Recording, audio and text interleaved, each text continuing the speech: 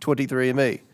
On June 4th, 2025, the court decided to reopen the auction for 23andMe to allow for final bids from Regeneron, TTAM Research, and let me note that TTAM was founded by 23andMe co-founder and former CEO, Ms. Ann Wojcicki.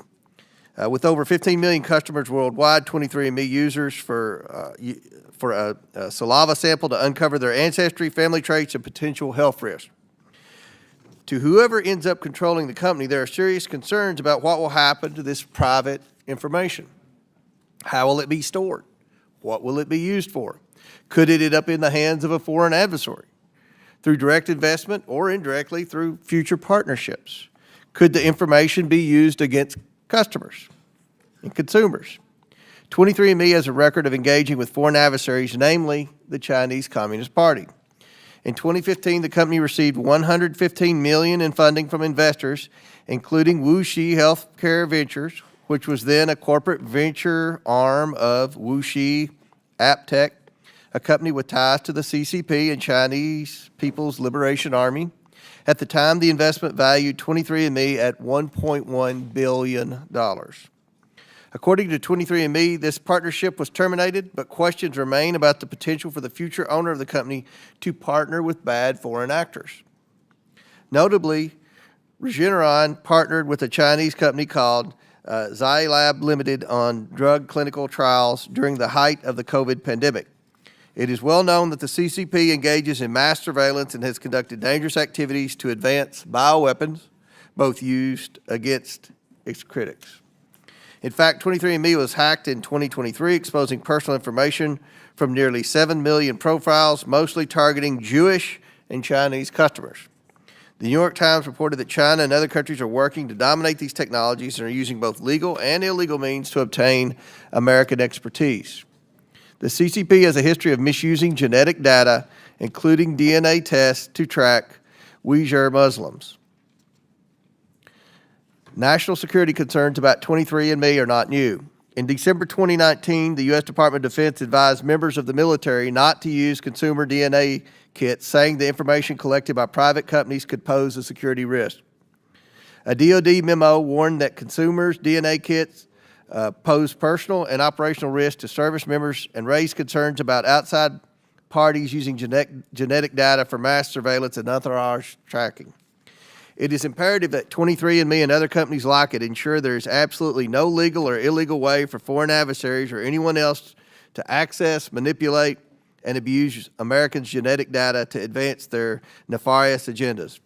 Potential harm for consumers does not come solely from hostile foreign actors. Disclosures of individuals' genetic data could also be used for assessing higher insurance premium, restrictions on credit extensions by financial institutions, and targeted advertising based on predisposition to specific medical conditions. All of this raises concerns about whether Congress needs to take action to ensure safety of Americans' personal genetic data. Given these serious risks, I look forward to hearing from the co-founder, former CEO and current board member of 23andMe, who is bidding in the bankruptcy sale, Ms. Ann Wojcicki, and interim CEO, Mr. Joseph Salsavage. As previously discussed with the witnesses, the committee is aware of some court-mandated restrictions on public disclosure of specific aspects of the ongoing bankruptcy proceedings. It's our understanding that these restrictions are limited and not applicable to all aspects of the pending bankruptcy. The committee expects the witnesses to answer the questions to the fullest extent possible. And with that, I yield to Ranking Member Lynch for his opening statement. Thank you, Mr. Chairman, and I want to thank the witnesses for their willingness to come before the committee and help us with our work. Chairman Comer, thank you for calling this hearing to examine the very serious issue of how we can protect Americans' sensitive personal data from hostile actors. 23andMe holds the genetic and biographical data of 15 million customers. This includes billions of phenotypic data points that make up DNA profiles, detailed genealogical and ancestry history, and, importantly, health predispositions. While healthcare providers and insurance companies must follow federal laws like the Health Insurance Portability and Accountability Act, or HIPAA, which protects patient-sensitive data from unauthorized sharing, Direct-to-consumer companies like 23andMe operate with minimal oversight and regulation. The lengthy and opaque terms of service and privacy policies that customers are required to agree to typically allow for their data to be sold during a sale or bankruptcy, and that is precisely the situation that millions of the company's customers find themselves in today. Americans deserve to know what the sale of 23andMe will mean for sensitive genetic data it holds.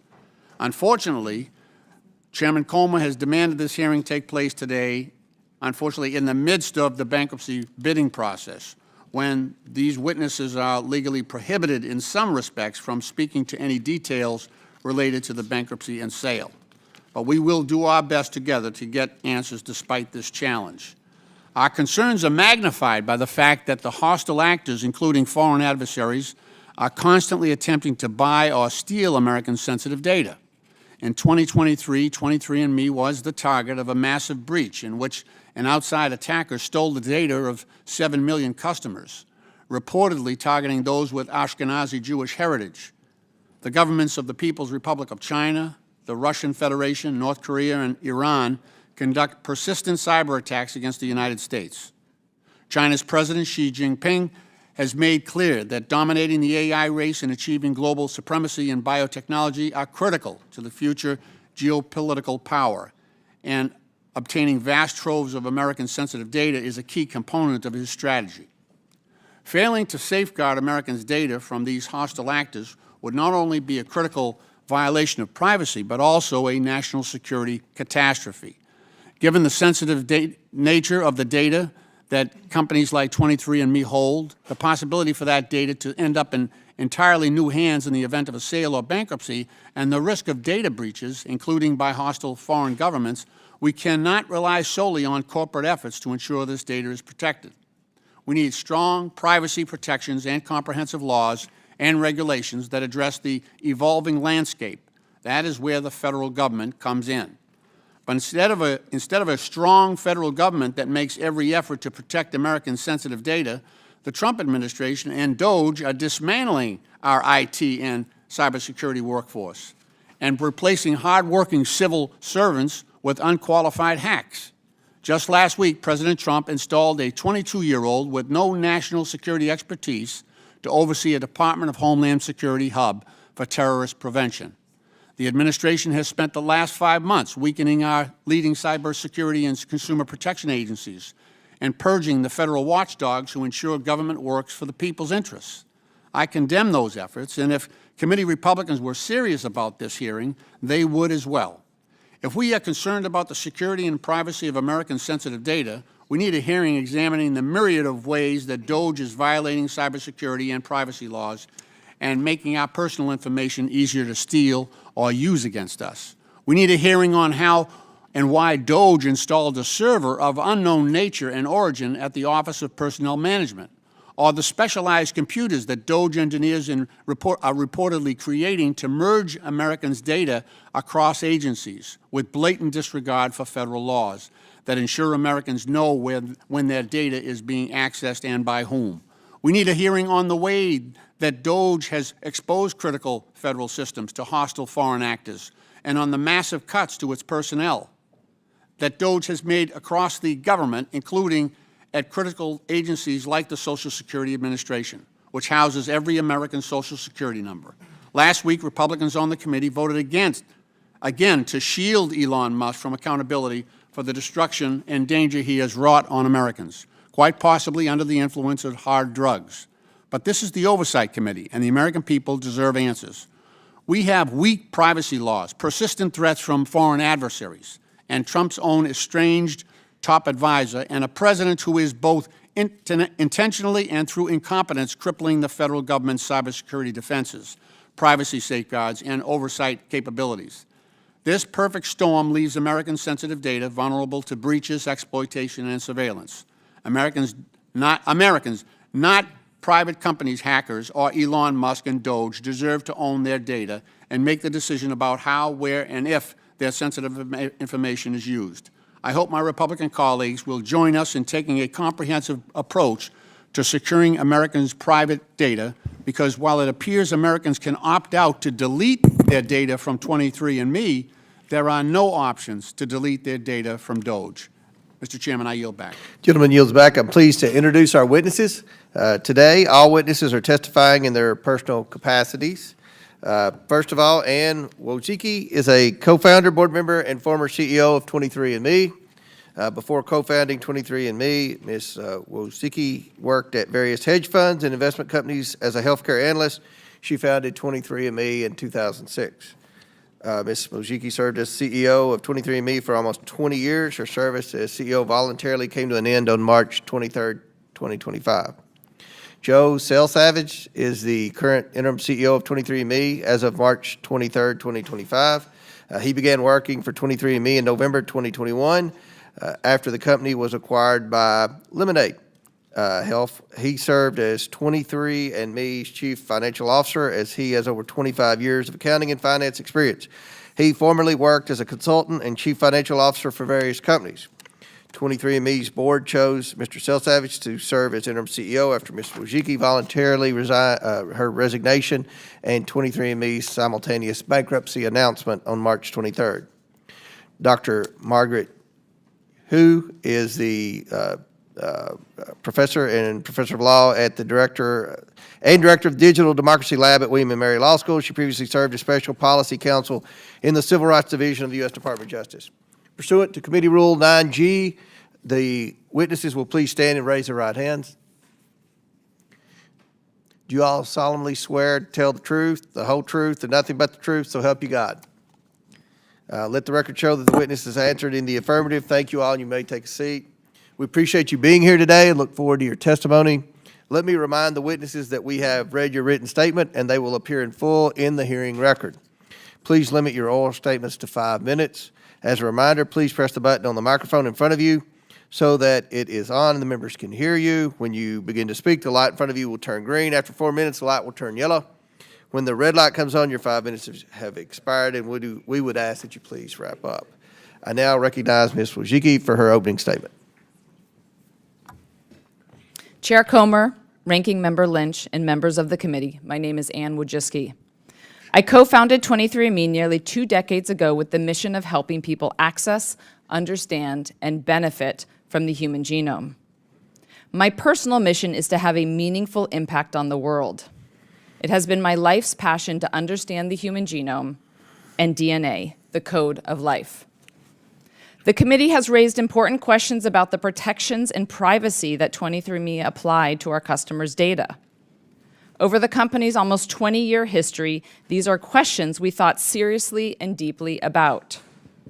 We did this because our focus has always been on improving the health of our customers. If we didn't have their trust, we would not have been able to do the groundbreaking research that impacted millions of lives. Let me be very clear about our practices and what we stood for. During my time as CEO, privacy was central to every decision we made, from product development to research initiatives. Customers had choice and transparency about what information they saw and how they consented for their data to be used. Customers were required to give explicit consent before their anonymized data was used for any research purpose, and over 80% of our customers made the choice to opt in.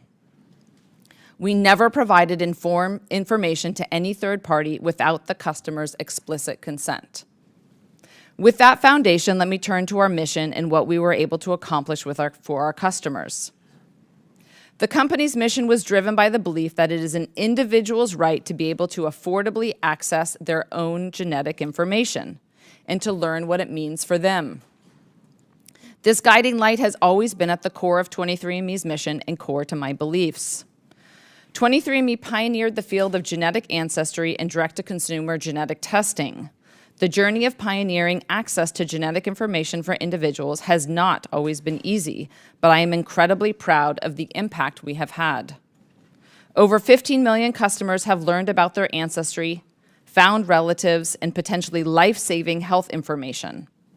For example, over 1 million customers learned they carried a genetic variant associated with blood clotting risk, allowing them to seek care to prevent potentially fatal clots. Customers also gained information about sickle cell disease, chronic kidney disease, type 2 diabetes, and coronary artery disease. In many cases, these reports were life-saving. Hearing from customers about how their genetic information changed their lives is what drives me every single day. One recent email from a customer read, "Hi, Ann. I just wanted to share my story with you because I was diagnosed with breast cancer on June 24, 2024, at the age of 33. I had no symptoms at all, and the doctors felt no lumps. It was all because of 23andMe that I even got a mammogram, and because of that, we have caught it at an early stage. And although the upcoming months will be hard, it could have been so much worse. A few years ago, I did 23andMe, and we did the health version, and it showed that I had the BRCA1 gene mutation. I have no family history that we know about, so I was not on track to get a mammogram until I was 40. I just wanted to send this testimony and say thank you. I am so indebted to you for making me aware of this, and I truly feel like because this was caught early, my life is saved, and I owe you that. From me, my family, my friends, and my 1-year-old daughter, thank you for saving our lives." Let me be clear, none of these discoveries that saved lives would have been possible without scientific research. During my tenure as CEO of 23andMe, our research program was truly groundbreaking. The impact of our research has extended far beyond our customers. It has benefited the broader scientific community and communities from coast to coast. When I spoke with customers facing serious health conditions, their message to us was clear. Use the data we gave you. Help us if you can, or help someone else. Don't store it. Do something with it. With my remaining time, I want to address one last topic, China. The threat posed by China to the biotechnology sector is real and is not new. China has made massive investments in life sciences and biotechnology and is rapidly positioning itself as a global leader. Meanwhile, the US is falling behind. This disparity concerns me deeply. Understanding the human genome is not just about scientific advancement. It is about national security, global competitiveness, and the health of all Americans. This belief has fueled my work throughout my career, and it continues to drive my unwavering commitment to advancing genomics for the public good. As I believe you know, I am currently pursuing an acquisition of the company as an independent bidder during the bankruptcy proceedings. Looking forward, I remain committed to this mission and driving meaningful change in our healthcare system by continuing to empower individuals and enable them to make informed decisions about their health, because the future of healthcare belongs to all of us. I appreciate the opportunity to be here today, and I look forward to your questions. Thank you very much. I now recognize Mr. Selsavage. Chairman Comer, Ranking Member Lynch, members of the committee, thank you for the opportunity to appear before you today. My name is Joseph Selsavage, and I am the Interim Chief Executive Officer of 23andMe, a mission-driven organization founded on a simple yet transformative belief that individuals have the right to access, understand, and benefit from their own genetic information. From the very beginning, 23andMe's purpose has been clear: to help people live healthier lives through direct access to their own DNA, to accelerate scientific discovery, and to contribute meaningfully to the future of personalized medicine. We recognize that with this vision comes immense responsibility to the millions of individuals who have chosen to participate in something larger than themselves. We are here today not only to answer your questions, but to reaffirm our deep commitment to data privacy and security, transparency, customer choice, data stewardship, and scientific integrity. Founded in 2006, 23andMe is a personal genomics and biotechnology company that pioneered direct-to-consumer genetic testing. We are named after the 23 pairs of chromosomes in every human cell. Our mission has always been to empower customers by providing access to information about their personal genetics based on the latest science, so that they can make informed decisions about their healthcare journey. Our services allow customers to gain DNA insights about their genetic risk for dozens of conditions, like type 2 diabetes, Alzheimer's disease, and certain cancers. They can also learn about their carrier status for inherited conditions like cystic fibrosis or Tay-Sachs disease, or wellness factors like lactose intolerance or deep sleep tendencies. 23andMe's customers have consistently reported taking positive health actions after learning about their genetics through 23andMe services. 82% of our customers with an actionable genetic results were previously unaware of their health risks. The value of personal genomics goes beyond the insights people learn about themselves. Customers who register for our services also have the option for their data to be shared for research purposes, and over 80% of our customers have chosen to consent to research. Consent is a central tenet of 23andMe's research program. We have separate research consents beyond our consent to processing sensitive data, a privacy statement, and terms of service that customers must review and agree to separately if they want to participate in our research program. We remove all identifying information before any genetic data is shared with any third party. And any customer who affirmatively consents to participate in our research program can easily opt out at any time through their account settings and always have been able to do so. Customers are also free to delete their accounts and information at any time. Customers who affirmatively consent contribute to more than 230 studies on topics that range from Parkinson's disease to lupus to asthma and more. We collaborate with advocacy organizations, universities, and biotech companies to bring customer opportunities to participate in research. Since 2010, 23andMe has published 293 papers that helped advance scientific research in a wide range of fields. Due to circumstances that I discuss in more detail in my written testimony, 23andMe is currently conducting a sales process supervised by a United States bankruptcy court. That process has been a success to date. We have 2 remaining bidders, both American enterprises, that will conduct a final round of bidding later this week before the sale to the winning bidder is presented for the approval by the court. Because this proceeding is ongoing, I am unable to speak about the merits of either bid or the ongoing sale process. But let me assure the committee that 23andMe remains committed to protecting customer data. We are requiring that anyone bidding for 23andMe must comply with all of our privacy policies. We recognize the vital importance of protecting every individual's right to access and control their genetic information. Empowering people with knowledge about their DNA is not only a matter of personal autonomy, it is a gateway to proactive and personalized health, informed decision-making, and greater engagement in scientific process. At 23andMe, we believe that when consumers are trusted with their own data, they become partners in advancing medicine and not just patients of it. I appreciate the opportunity to testify before the committee today, and I welcome your questions. Thank you very much. I now recognize Professor Hoop for her opening statement. Thank you. Good morning, Chairman Comer, Ranking Member Lynch, and members of the committee. I am Margaret Hu Davison M. Douglas, Professor of Law and Director of the Digital Democracy Lab at William and Mary Law School in Williamsburg, Virginia. Thank you for the opportunity to address the urgent matter of how best to secure Americans' genetic data privacy. As this committee recognizes, the collection, storage, and analysis of sensitive genetic information and its disclosure can pose a range of national security concerns and risks. The bankruptcy proceedings of 23andMe demonstrate why these matters are so consequential, especially in the age of artificial intelligence and the future of AI warfare.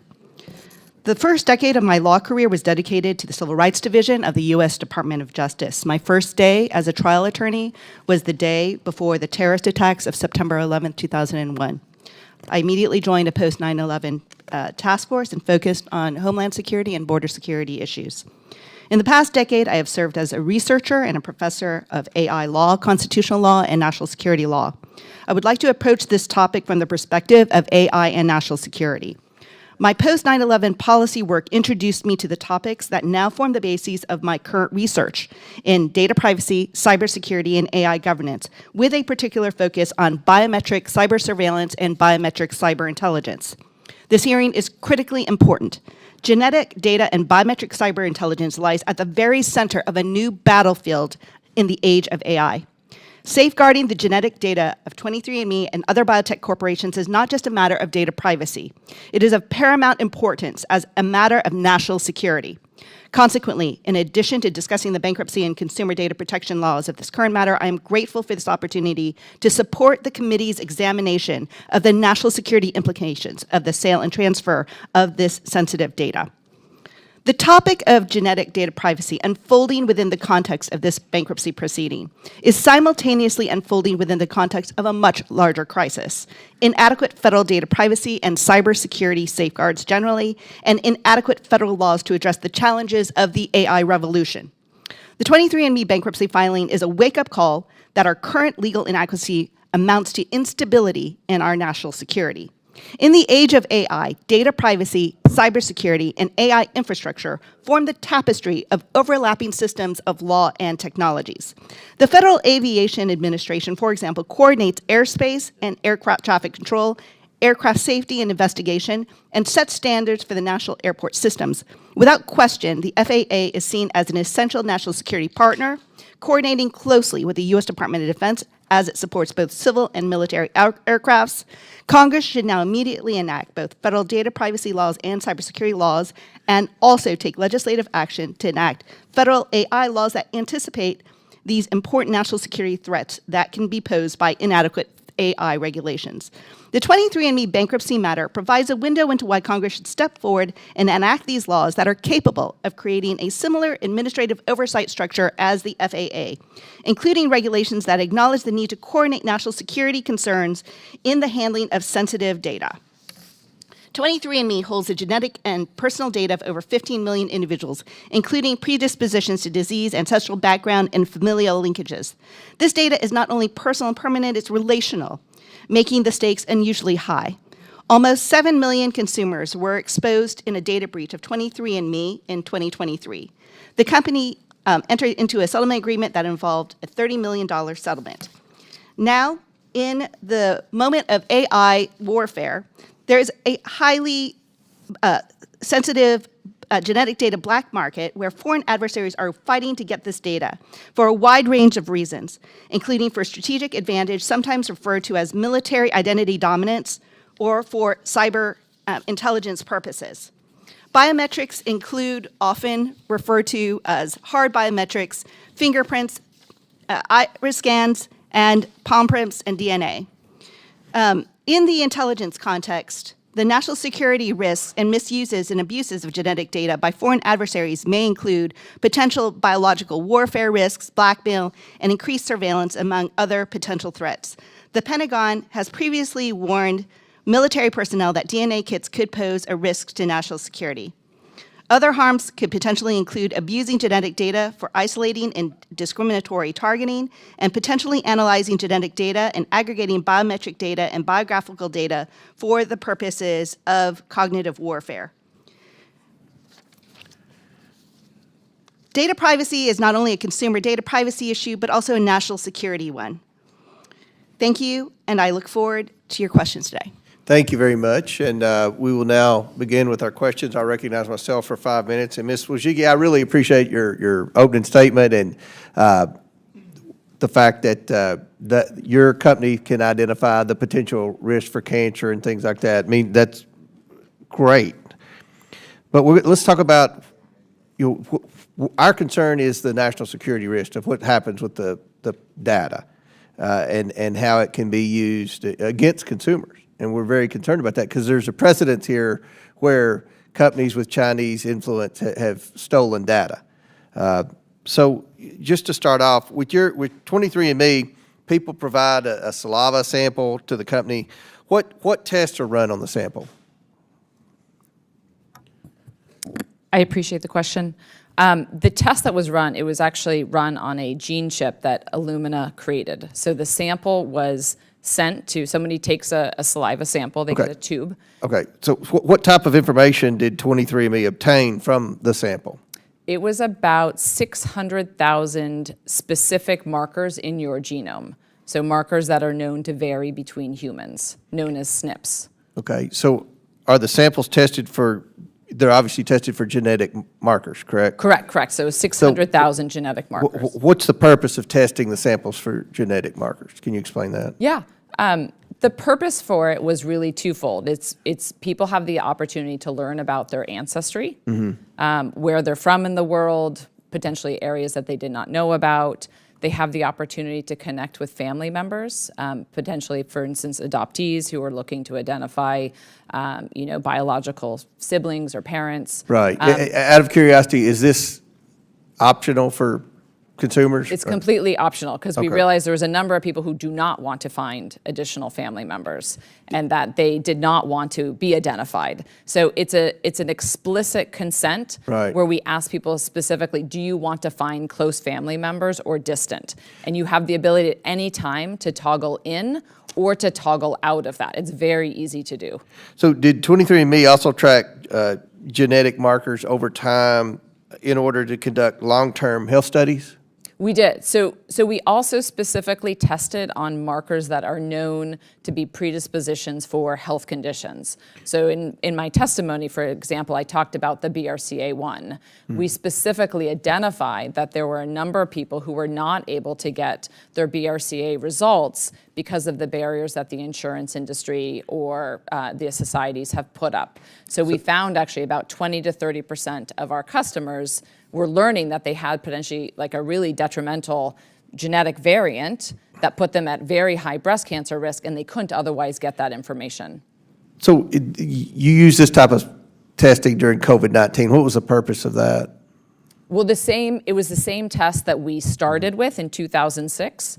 It was the same test going forward. We were very consistent. What were the results? It was the same. It was Right. the same types of results. Where did the data information from DNA swabs go once testing was complete? So we worked with LabCorp. LabCorp had been our partner for 18 years or so. So it went to LabCorp. They have a office in LA as well as in North Carolina. So did the data get uploaded to a database? Yeah, so they would then send us data files, and that data would come into 23andMe. We also upload it into, we work with Amazon, AWS, all on US servers. How was the data protected? It was encrypted from end to end. We had all kinds of ways that, again, the team thought about how it was going to be encrypted, how it was sent. It also, I should be super clear, had no identifiable information when it was sent to LabCorp or when we received it. So How long does the data stay in that database? How long? at the Forever? 23andMe database? I'm sorry? At 23andMe, you mean? Yeah. As long as Or the customer anywhere. wants. How long does the data stay in the database? As long as a customer wants. They have that opportunity to delete their data at any time. So where did the physical saliva sample go after testing is complete? The physical saliva sample would go to LabCorp, and customers had the ability to say, do I want my saliva sample stored or not stored? And the reason why they might want it stored is, for example, we were offering in the future, potentially you would want to upgrade, you'd potentially want to get a different type of test, or if there were additional services. So we offered bio-based. If it wasn't stored, what happened? Did it It get was discarded. It was discarded. Correct. You're sure? We are sure. Okay. Was it possible to run multiple tests on one sample? It was possible to run multiple tests on one sample. Okay, the last question. Under your leadership, did 23andMe scientists ever run multiple tests on a single sample? And if so, were customers notified about the additional tests? We ran additional tests potentially for the FDA submissions that we did. So in order to do validation studies, we would find customers with potentially very rare variants, and we had to do an additional type of test, sometimes called Sanger sequencing, to prove to the FDA that the results we were generating were indeed accurate. Okay. So we also, so let me also be clear, we also sometimes did additional research studies. So we would occasionally look and say, let's do whole genome analysis for additional research studies. Okay. Thank you. Chair recognizes ranking member. Thank you, Mr. Chairman. Ms. Wojcicki, is Wojcicki, right? It's Wojcicki, correct? Yeah, we have my neighborhood. We have a Polish triangle where all the Polish families live. I look familiar. Okay. First of all, I appreciate you sharing your personal history here, and you know, I fully appreciate the value of early detection through 23andMe and other technologies as well, in terms of the value that provides for early treatment protocols for breast cancer. That's really, really, really important. I hope that's something that people get from this hearing today. But also your experience and your situation actually amplifies the need for greater privacy protections, right? On this committee back in 2015, I was a member then. We had a huge hack of the OPM servers, the Office of Personnel Management. So the massive data breach back then compromised the personal information of about 22 million people. But most importantly, that included federal employees and anyone in the federal government that was applying for a national security clearance. So think about that. Who would need in our government, who would need national security clearance, right? Those people are doing very sensitive work. So all that information went over to the Chinese. It was a Chinese threat actor. At that time, the Oversight Republicans really, I have to give them great credit. Jason Chaffetz was the chair of the committee at that point. I was just a subcommittee chair at the point, ranking member at that point. But we conducted an investigation, and they came up with 13 recommendations that the OPM system and its chief information officer should be empowered, accountable, competent, and should, quote, improve federal recruitment, training, and retention of federal cybersecurity specialists. What the Trump administration has done, though, is just done a blanket firing of some of our most talented cybersecurity experts. They've disregarded the cybersecurity and data privacy laws. DOJ is reportedly creating a master database of sensitive information across federal agencies by carrying around unsecured backpacks full of laptops, paving the way for unparalleled surveillance capabilities. So this is an extreme danger to the very systems that we want to protect. So, Professor Hu, how does firing all these IT and cybersecurity experts, does that make Americans' data safer? Thank you for that question. I think that this raises deep concerns as far as how best do we safeguard very sensitive governmental data. And as you mentioned, the leadership of this committee after the OPM hack, I think, was very important. Not only in recommending best practices for cybersecurity moving forward for the federal government, but also uncovering the ways in which the laws of this body, Congress, were not followed, and that some of those threats that created the types of issues that we saw after the OPM hack could have been avoided. And so part of what we've seen over the last 10 years is that the federal government has undertaken very serious protocols and training programs and the hiring of some of the most qualified cybersecurity officials in these agencies. And now the concern is once those are dismantled, the expertise and also the failure to follow the protocols that followed after the OPM hack, that leaves our nation's most sensitive databases and data on our citizens up to potential abuse and national security risks. Let me ask you this. So in the past, we have several government agencies that collect troves of information. You think about Social Security, a lot of information about, people getting benefits, their banking information, things like that. The census, that's a repeat every 10-year process. We actually send people to folks' doors to get personal information. The IRS, when you take a look at your tax return and you figure out all the information that you're giving the federal government. We've kept those silos separate until now. Now Elon Musk is joining those, so all that information will be in one central database. We got that from a whistleblower. What kind of damage did that do to our national security and privacy? Well, as was pointed out in the Oversight Committee hearing recently, especially by the testimony that we saw by Bruce Schneier, that the firewalls that are created by keeping those data decentralization creates additional security safeguards. And so allowing for the integration and consolidation of that data increases vulnerabilities in cybersecurity. It's much easier to create the types of risks of exposure that now are at the heart of the topic of the discussion today. Thank you. Mr. Chairman, I thank you for your courtesy, and I yield back. Gentleman yields back. Chair now recognizes Dr. Gosar for 5 minutes. Thank you, Mr. Chairman. As a former dentist, I know how important HIPAA compliance is for the doctor-patient trust.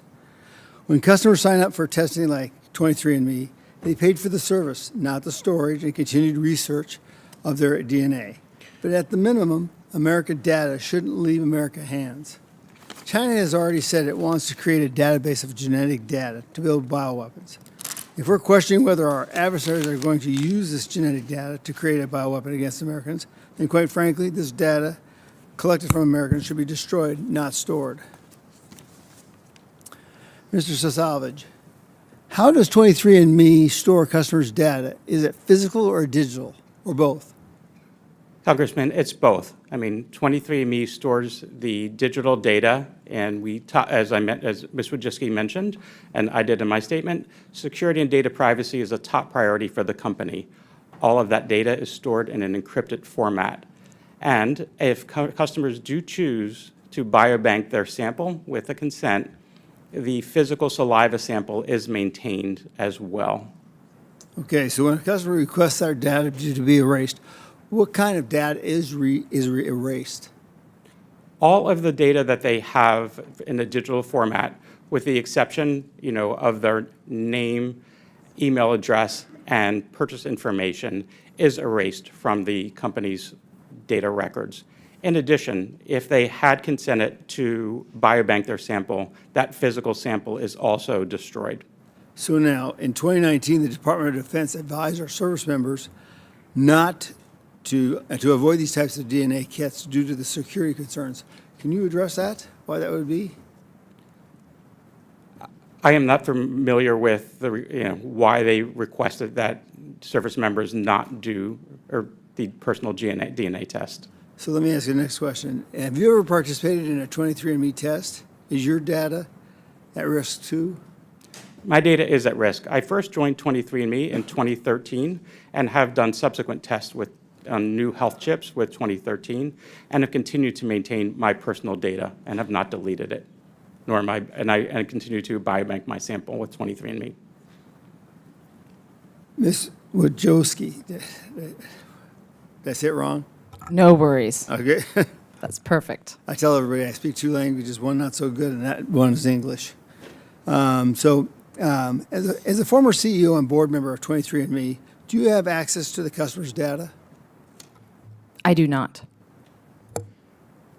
Who would be accessible to that data? Who could get to that data? That is a great question. And as I mentioned before, privacy and data security was always top of mind when I was CEO at 23andMe. So we came up with very strict protocols about how you could ever link up genetic information with the identifiable information.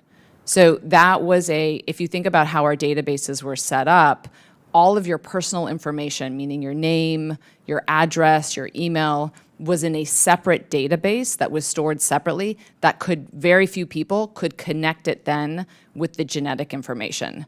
So from a database design, it was separated out. So a few people within the company had the ability to put that key together. So for example, imagine if you were a customer and you didn't get the right results, or you have a question about something, or you're wondering, something does not make sense to you, you would have to be able to call the customer care team, and they would have to be able to analyze your results. So only in very specific situations would we ever be able to reconnect that. And so I should also be clear, when we did research, identifiable information like your name, your address, your email was never part of that. And none of the partners that we ever had any identifiable information. So when I see a data like this, hackers got nearly 7 million people's data from 23andMe. Firm blamed users in a very dumb move. I wanted to put this to the record. Could you address this? Yes. So the situation that happened there, and we have said before to our customers and everything that happened, that there was a deep apology for everything that has happened here.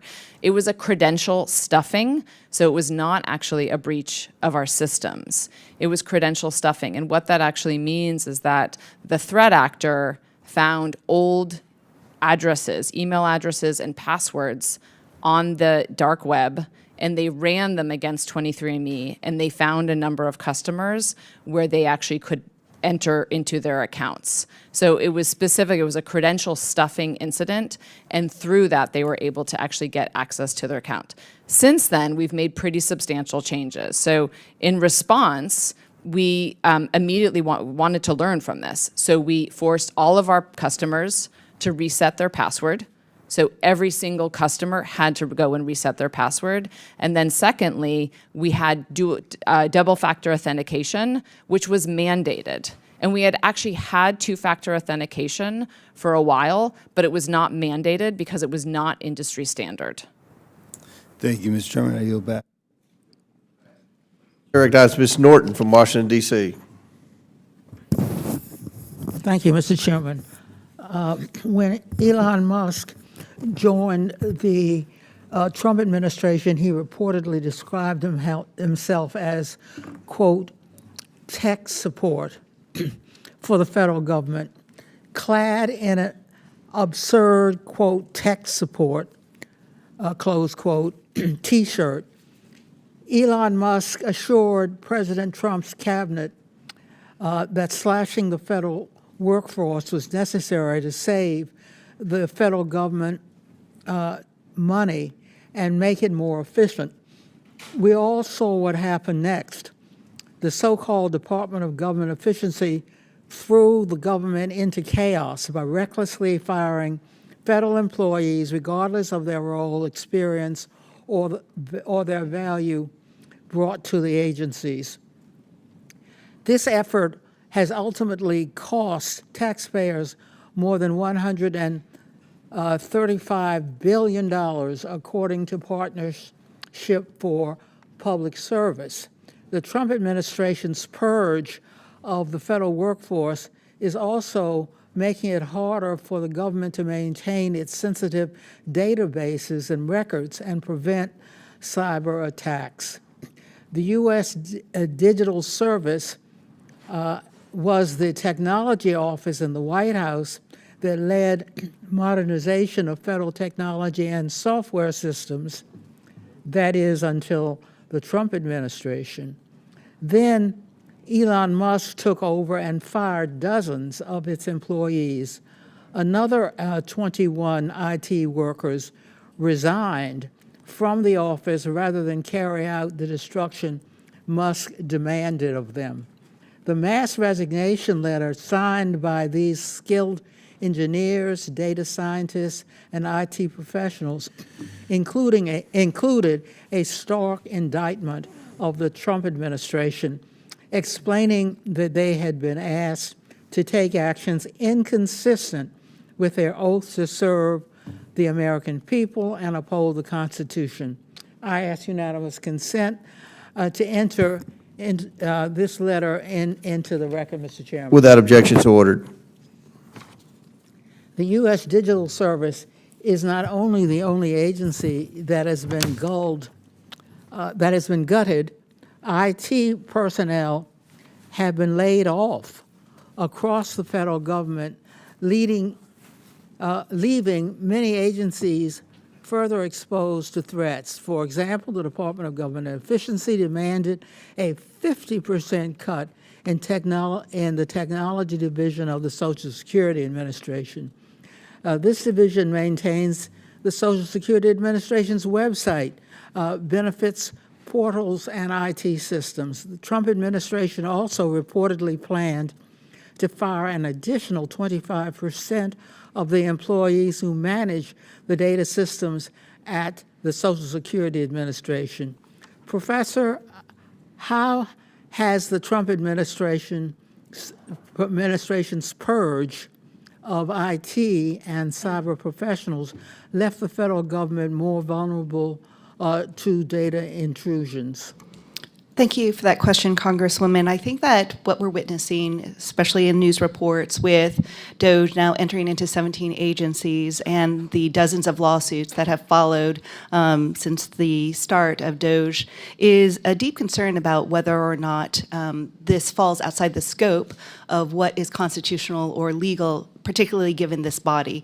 The Digital Services Office that you refer to was something that received funding and was specifically included legislatively, is my understanding, whereas DOJ is not, and that is part of the current litigation, whether or not this type of body is legal, is constitutional, and whether or not these types of actions that you describe are also outside the scope of the law, both with FISMA, for example, and the Administrative Procedure Act. So we just saw within the last couple of days, in the district court, a concern about the OPM databases and whether or not an injunction is necessary in order to stop continued access.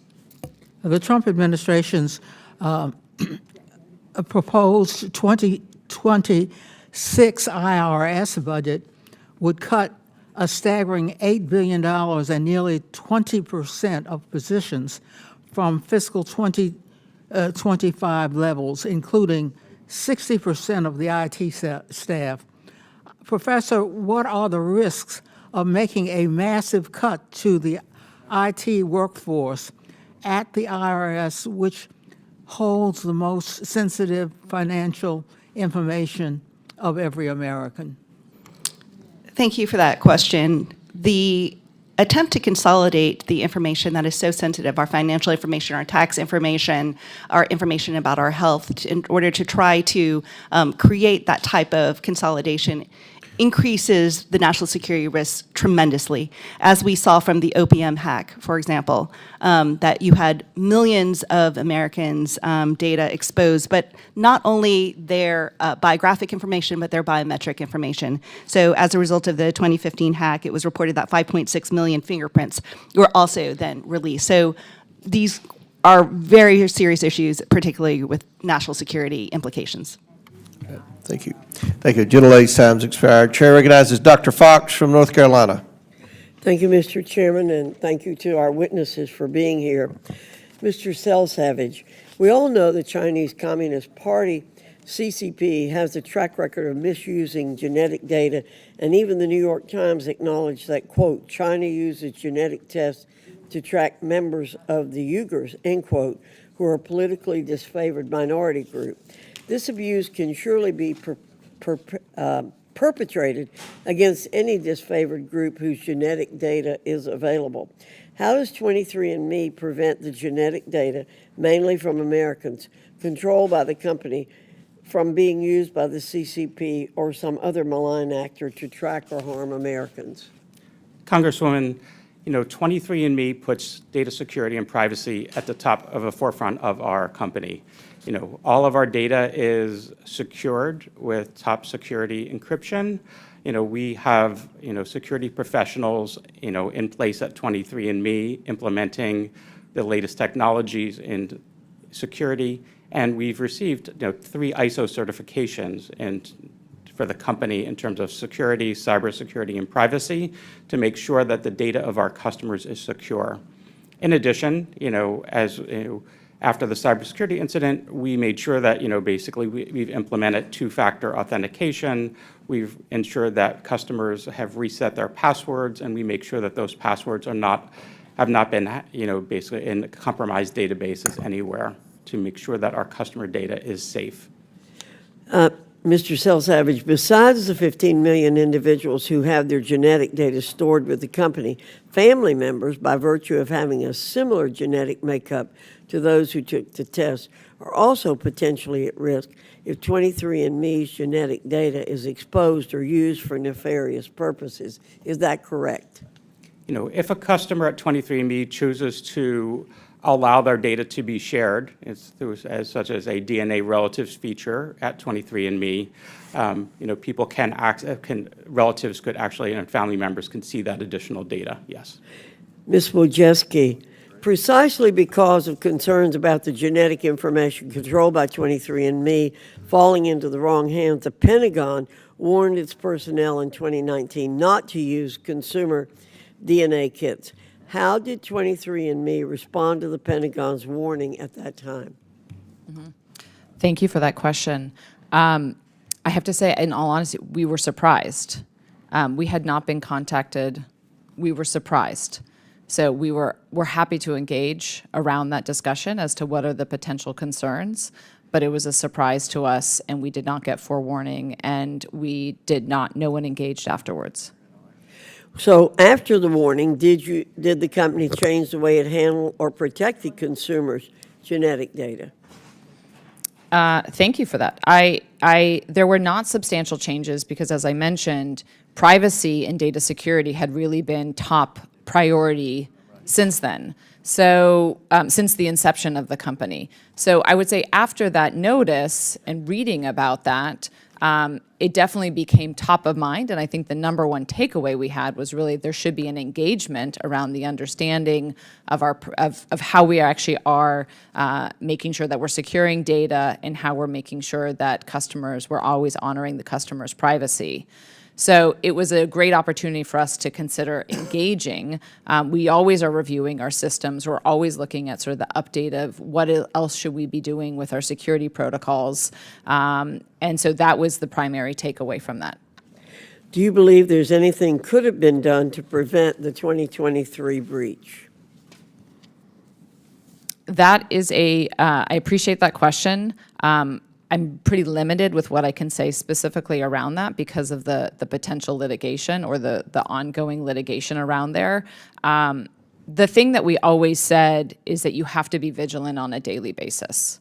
You have to always live in a world of paranoia because you see how many threat actors there are out there, the number of security incidents that are there. So the primary takeaway we always thought is like, what's also the product by design? How are we making sure we're designing the product so if and when something happens that we're doing everything we can to protect the privacy of our customers? The database security design has always been really important for us about making sure that if there ever was a threat actor, how are we actually making sure that we're doing everything we can to prevent that? So it was always top of mind for us to think about what those potential risks are. Thank you, Mr. Chairman. I yield back. Gentlelady yields back. Chair recognizes Ms. Brown from Ohio. Thank you, Mr. Chairman. Today's hearing gives us an opportunity to explore bipartisan solutions to protect Americans' personal identifiable information. When services like 23andMe first launched, they were seen as groundbreaking, giving people unprecedented access to information about their ancestry, health, and genetics. For the first time, you could uncover long-lost family connections or gain insights into potential health risks, all from the comfort of your home. But what many of 23andMe's nearly 25 million customers didn't realize was that unless they actively opted out, they were also consenting to share their personal DNA data with third parties. Unlike a password, you can't change your DNA, and it can't truly be anonymized. What's more, one person's genetic data can reveal information about their entire family. Now, with that company's future uncertain, the safety and security of that data hangs in the balance. Americans deserve real oversight and tough privacy protections to keep their most sensitive data safe. Mr. Selsavage,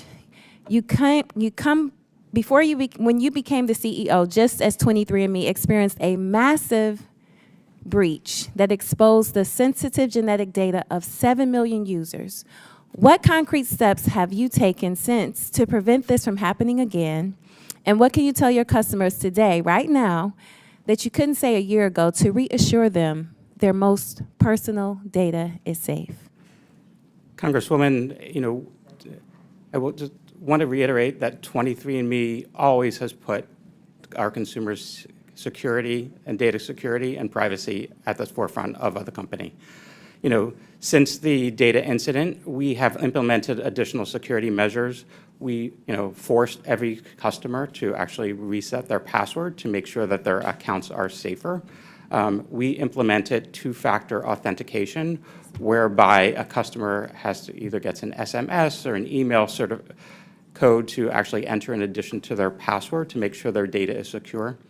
And then we also ensure that any sensitive data, like the personal genomic data that the customer has, if they requested that data, that there was additional verification of the customer requesting it, such as their date of birth and other credentials, and then also put a time limit so that they couldn't access that data immediately, but rather put a time delay of 48 hours on that data.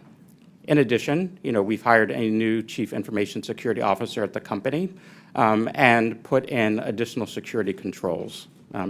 Through the bankruptcy process, we're making sure that, essentially through the process that our customers' data is safe, because we're requiring any bidder for the company to continue with the privacy policies and consents that are in place here at 23andMe. Thank you. We are having this conversation at a time when foreign adversaries like China and Russia are working overtime to exploit Americans' personal data. We know that China has targeted Americans' genetic data to train their AI technologies to develop advanced medicine and even for military research. And we are facing this threat with fewer resources. The Trump administration has made massive cuts to funding and staffing at our nation's top cybersecurity agencies. We need both strong cybersecurity protections and federal privacy laws to protect Americans' data. So, Ms. Hu, as you know, there is no federal framework for how private companies handle consumer biological data. What steps should Congress take to ensure that private industries isn't putting Americans' private health and genetic data at risk, especially in the hands of our foreign adversaries? Thank you so much, Congresswoman, for that question. I do believe that we need an overlapping regime that takes into account both strong federal data privacy protections that now need to update laws such as HIPAA that do not cover these types of new biotech services and wearables and other types of apps. New health data is being generated that is not covered under our existing health data protection laws. And we are increasingly faced with cybersecurity laws and data privacy laws at the state level that are now stepping in to fill the gap that is being left by Congress. But especially with AI warfare on the horizon, it's absolutely critical, and I agree with you, this is a bipartisan issue. Thank you so much. I'll close with this. Americans deserve to know their sensitive private data is safe and secure. I look forward to working with my colleagues on both sides of the aisle as we continue these important conversations. And with that, Mr. Chairman, I yield back. Thank you very much. Chair recognizes Mr. Palmer from Alabama. Thank you, Mr. Chairman. Ms. Wojcicki, you initially shared data with GlaxoSmithKline in regard to research on Parkinson's, and then in 2023, it looks like you shared the entire database with them. Is that correct? So in 2018, I appreciate that question. In 2018, I need a yes or no. Did you share the entire database? No, what we did is we shared specifically, the partnership was around using genetic insights for drug discovery. Okay, but So we specifically used not the entire data set, but what we did is we analyze it. We are looking at all the genetic information we have, phenotypes like Parkinson's, and saying, what is it? What is Well, that genetic association? but you received an additional $20 million, and I think at that point you're realizing that the company was in financial trouble, and it looks to me like you made a decision to provide more than what you had provided earlier. But you also said that people had the opportunity to opt out of that. How aggressive were you in notifying your customers that they had the opportunity to opt out of that data being shared with GlaxoSmithKline? Yep, I appreciate the question. Were you aggressive, not that aggressive? Was it an email notification? How aggressive were you? Did you try to make sure that they understood they could opt out? We actually sent an email notification to all of our customers at the time of the signing of the GSK collaboration Did you with receive a link. follow-up from people who later found out the data had been shared, that they wanted to opt out, but they didn't do so before you shared the data? Customers always have the opportunity at any time to opt out. So some number of customers did respond to that email When they and opt opted out. Does that include removing the data from GlaxoSmithKline? It removed the data from all future analyses. but I'm asking now, if you weren't very aggressive in notifying people before you shared it with the pharmaceutical company, and people found out later that it had been shared and they wanted to opt out, was their data removed from GlaxoSmithKline? Their data would have been removed from any future Now, GlaxoSmithKline. yeah, you're saying any future, but any past sharing of their data, that you're saying that it's pretty much gone. It was never individuals' data. It was the aggregate. So essentially, it's the summary. It's the analysis. So saying this specific gene is associated Let me with ask you Parkinson's. this. When 23andMe publicly announced it was filing for bankruptcy, roughly how many users reached out to 23andMe to delete their account and their data altogether? I was not part of the company at that time, so I would not be able to Mr. answer. Savage, can you answer that? Yes, I can. From the time we actually announced bankruptcy until today, approximately 1.9 million customers have requested that What their percentage of your, well, that's what, roughly 15%. 15%? If a user wanted to delete completely their entire account with 23andMe and delete all of their identifying data, does 23andMe allow that? And if so, what does the process look like? I really don't want to know what the process looks like. I just want to know if they have the ability to do that. The customer has the ability to do that, and for any customer, it's a very easy process. They can just log into their account, go to their settings, and request their account and data be deleted. Which 23andMe became popular because you advertised it as identifying familial connections that go back centuries in some cases. How accurate would you say that data is? For our DNA relatives feature, we believe that those features are highly accurate, and, essentially we actually take a When look. you say highly accurate, could you put a percentage on that? Is it 100% accurate, 90, 80? It is in the high 90% of accuracy. High 90s. The thing that concerns me here is how you advertise your product, and I'm not sure that people understood that you were planning to share that data with other companies, because once they share their DNA sample with you, that's a one-time sell. There's no repeat business from that. You have to generate income from other means, and apparently you did that through sharing that data with pharmaceutical companies. Let me ask you this. Do you support the motion filed by 27 state attorneys generals to request the bankruptcy court appoint a consumer privacy ombudsman and a security examiner? Do you support that? Congressman, yes, respectfully, we were the first group, the company was first to actually. Very quickly, I got Yes, the last question. we support that, yes. Has a 23andMe employee ever had access to the data other than those who are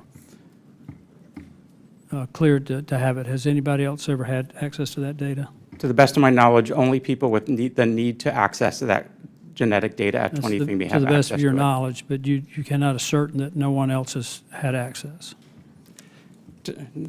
Congressman, that's to the best of my knowledge. As indicated, I have only been interim CEO since March of 2025, but to the best of my knowledge, no other individual other than the employees who have a need to have access to data have had access to it. Mr. Chairman, I Yes, think sir. we need to make sure that we need a more certain answer on this about who's had access to this data. I see Mr. Lynch nodding in Absolutely. agreement. So could you do a deep dive investigation to make that determination, notify the committee through Mr. Chairman and the ranking member? Congressman, I'll take that back to our team and we'll look into that for you. That's not a look into, that's a requested, required reply. That's understood. We'll take that Thank back. you, sir. I yield back. All right, thank you. Chair recognizes Ms. Stansberry from New Mexico. Thank you, Mr. Chairman, and thank you to our witnesses for being here today.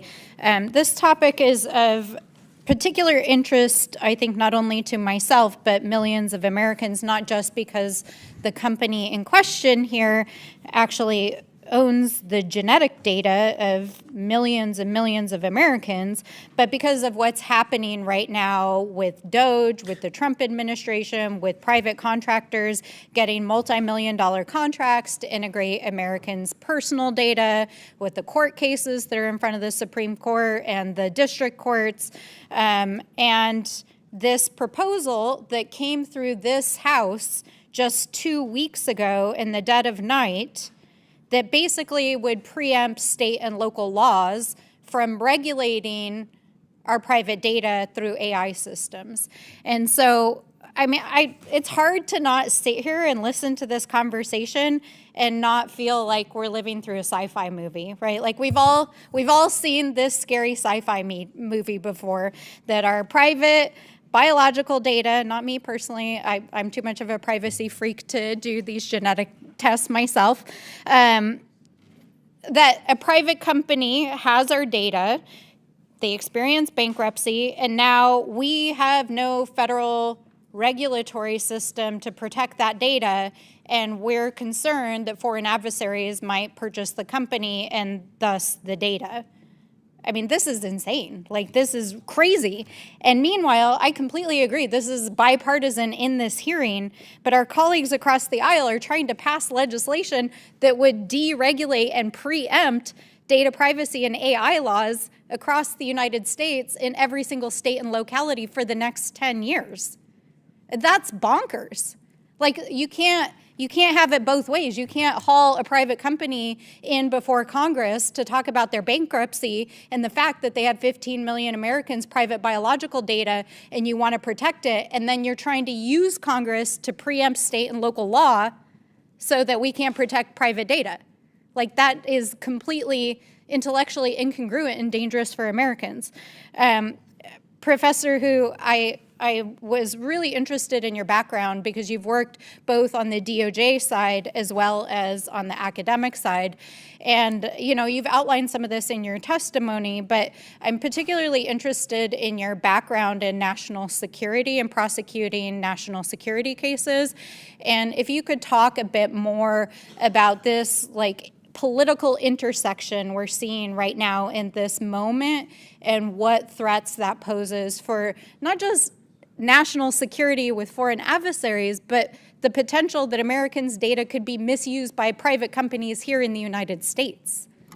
Thank you so much, Congresswoman. I think because of the bipartisan nature of this topic, it is so critical to come together and try to advocate for the types of legal framework that we need in order to address these national security threats appropriately. And I do believe that part of the issue right now is because in an absence of congressional legislation, we are asking these corporations to come in and fill that gap. And so we're asking of companies like 23andMe, you need to have the best data privacy, the best cybersecurity possible. But what about federal law that then mandates that instead of looking to industry standards? And I am very concerned about the moratorium and the idea that in the absence of federal law that regulates comprehensively AI systems, that we would ban and bar states and localities from going forward with their attempts to try to offer some type of meaningful safeguard on these types of technologies. And so thank you very much. I do think that this is so critical for there to be true bipartisanship for this national security issue. Thank you. And, you know, one of the things I really want to emphasize, for folks who are out there watching this and concerned about data privacy, which I believe is everybody, you know, I watch my share of both liberal and conservative news, and I mean, everybody from Theo Vaughn to our colleague Marjorie Taylor Greene to myself to this side of the aisle are raising the alarm on this provision because of the significance that it has for the safety of Americans.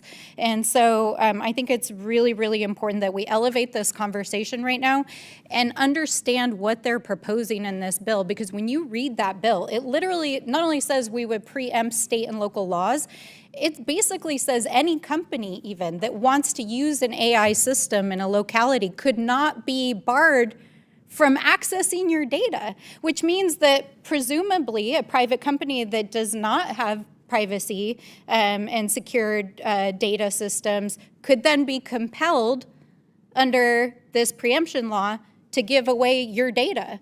I mean, that's dangerous. That is dangerous. So I really appreciate you all being here today, and we're going to continue to work on this issue. Thank you, Mr. Chairman. Thank you. Chair now recognizes Mr. Grofman from Wisconsin. Yeah, Ms. Hu, first of all, kind of a big picture thing here. If these guys have my genetic data Why should I care?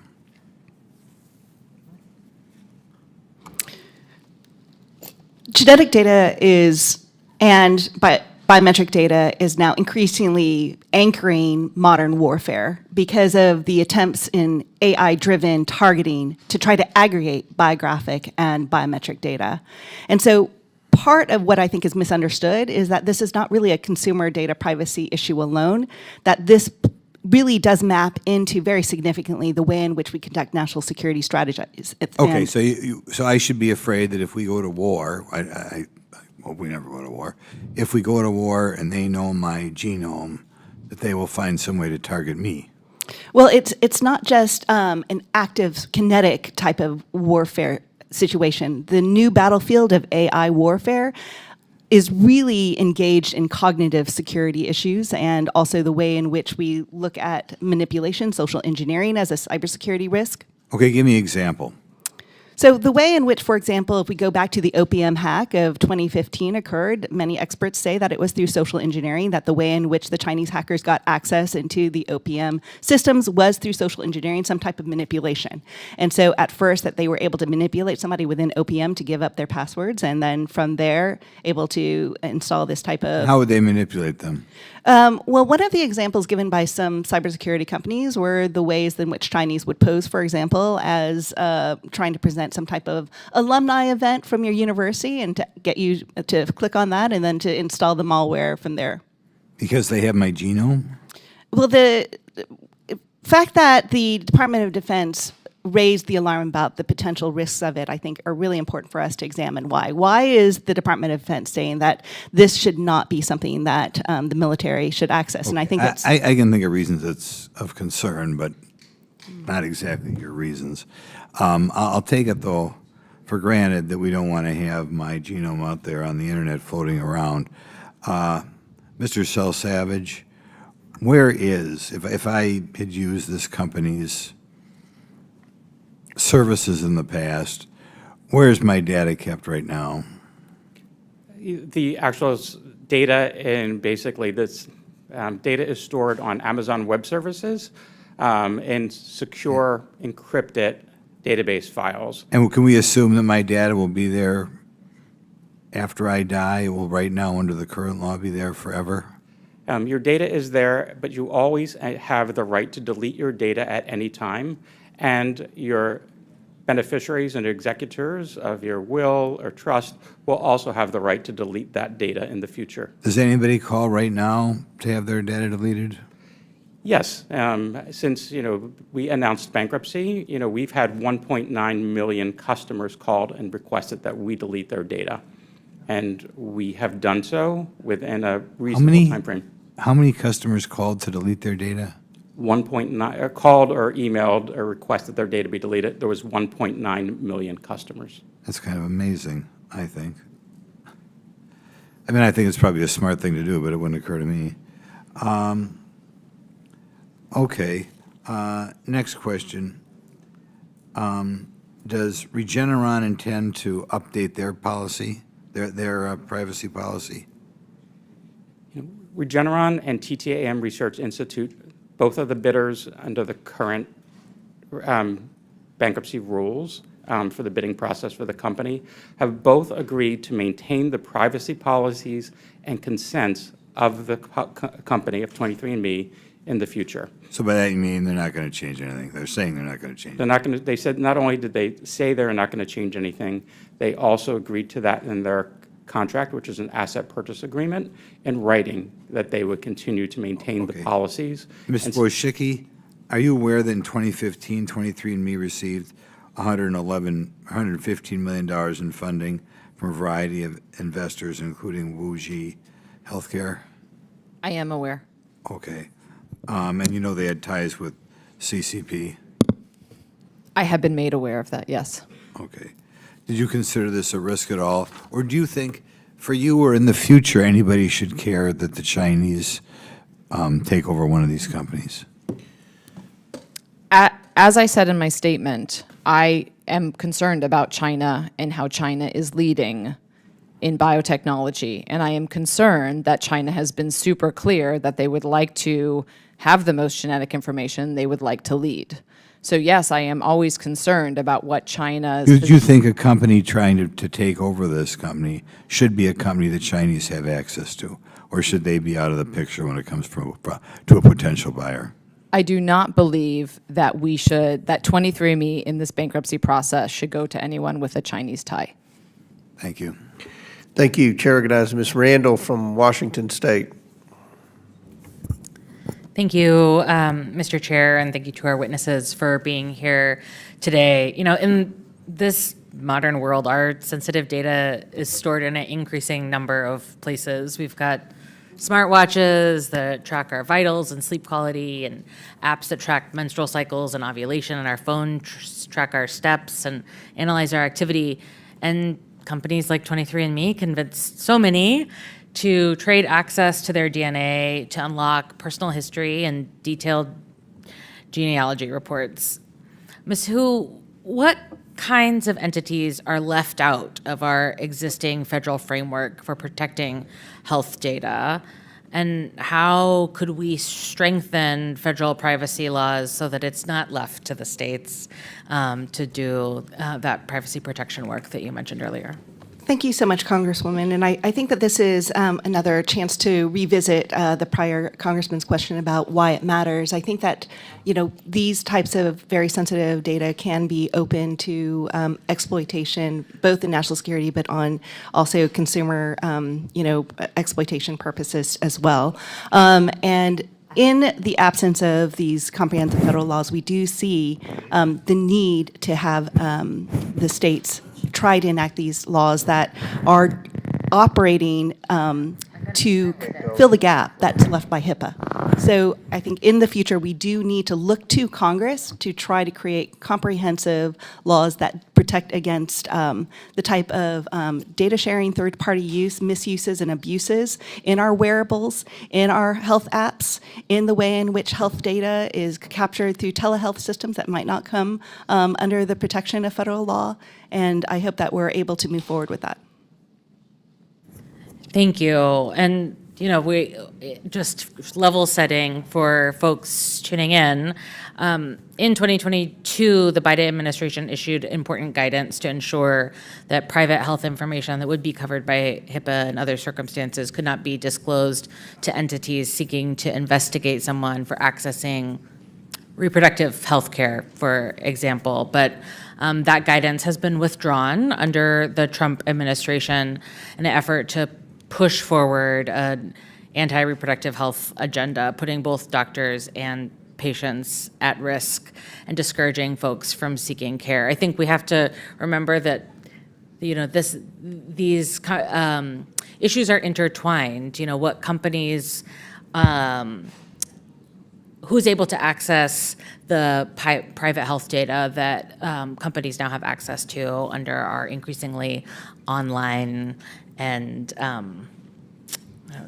digitized lifestyle. You know, Ms. Hu, should Americans be concerned? Well, what's the implication of individuals having their healthcare data being accessed? Should they be concerned that they might be investigated or potentially prosecuted in this political environment? Yes, thank you so much for that question. I think that part of the concern is the way in which law enforcement or others can access this for investigatory purposes, basically doing a workaround around the Fourth Amendment protections. If it can be purchased, if it can be repackaged, sold, borrowed, you know, I think that this is the kind of data that can then end up in a way that is used against an individual without the types of constitutional protections and criminal procedure rights that they have become accustomed to. Thank you.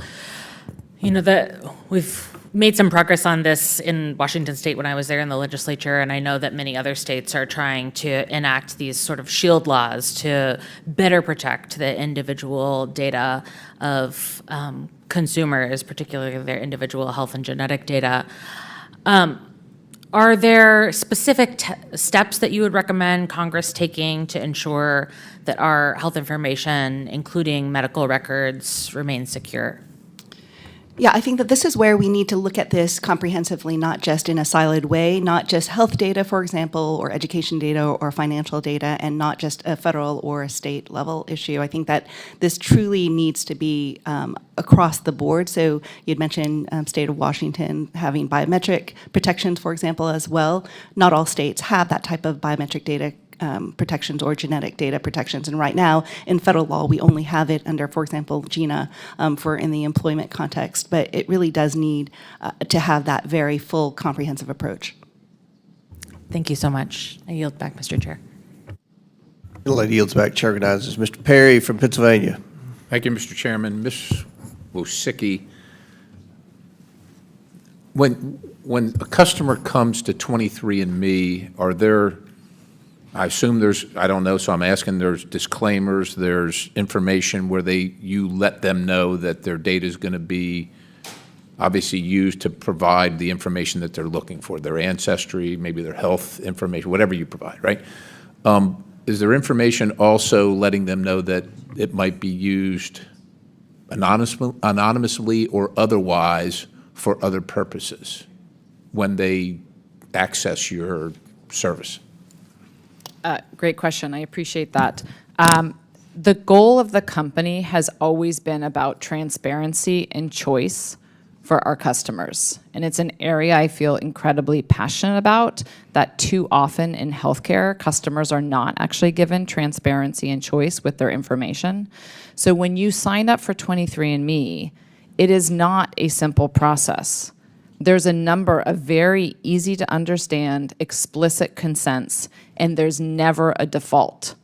So for example, if you go through 23andMe, we don't default you into research. You have to actively click yes.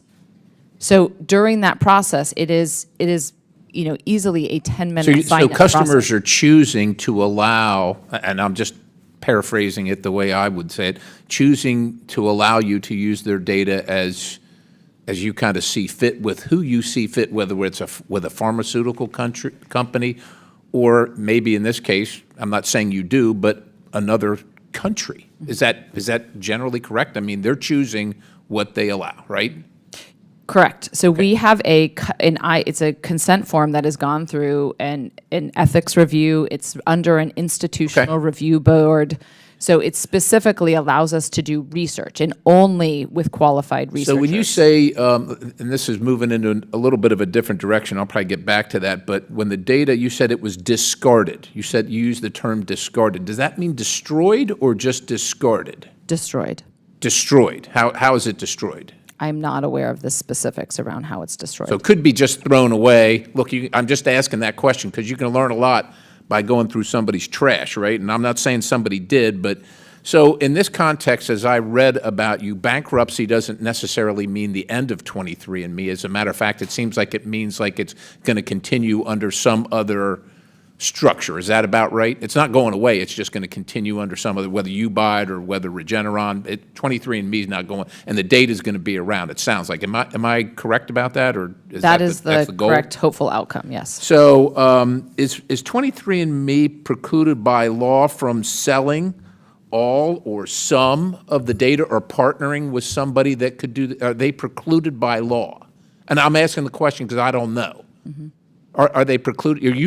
Is your company, or the one that you started and want to have again, is it precluded by any law from using that data or partnering with somebody that could use the data any way they want? Or is there any law that stops you from doing that?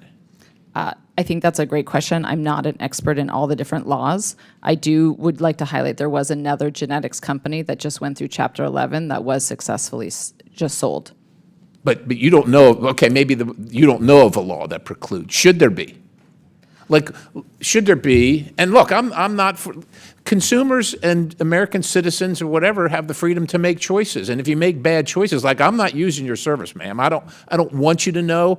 Like, I marvel at the amount of people that are concerned about the federal government's intrusion into their personal lives, but are happy to give private companies all that data. But that's their choice, and I wonder if it should be. Well, I think it should be. But what obligations do you have? So maybe the question should be, what moral or ethical obligation does a company like yours, or yours in particular, or 23andMe, maybe the better way to put it, what obligation do you have to safeguard that information from either being purchased or through partnering with somebody like the Communist Party of China or somebody affiliated with them or the People's Liberation Army? What moral and ethical obligations do you have? I think the most important thing that 23andMe can do is make sure that we're always giving people choice.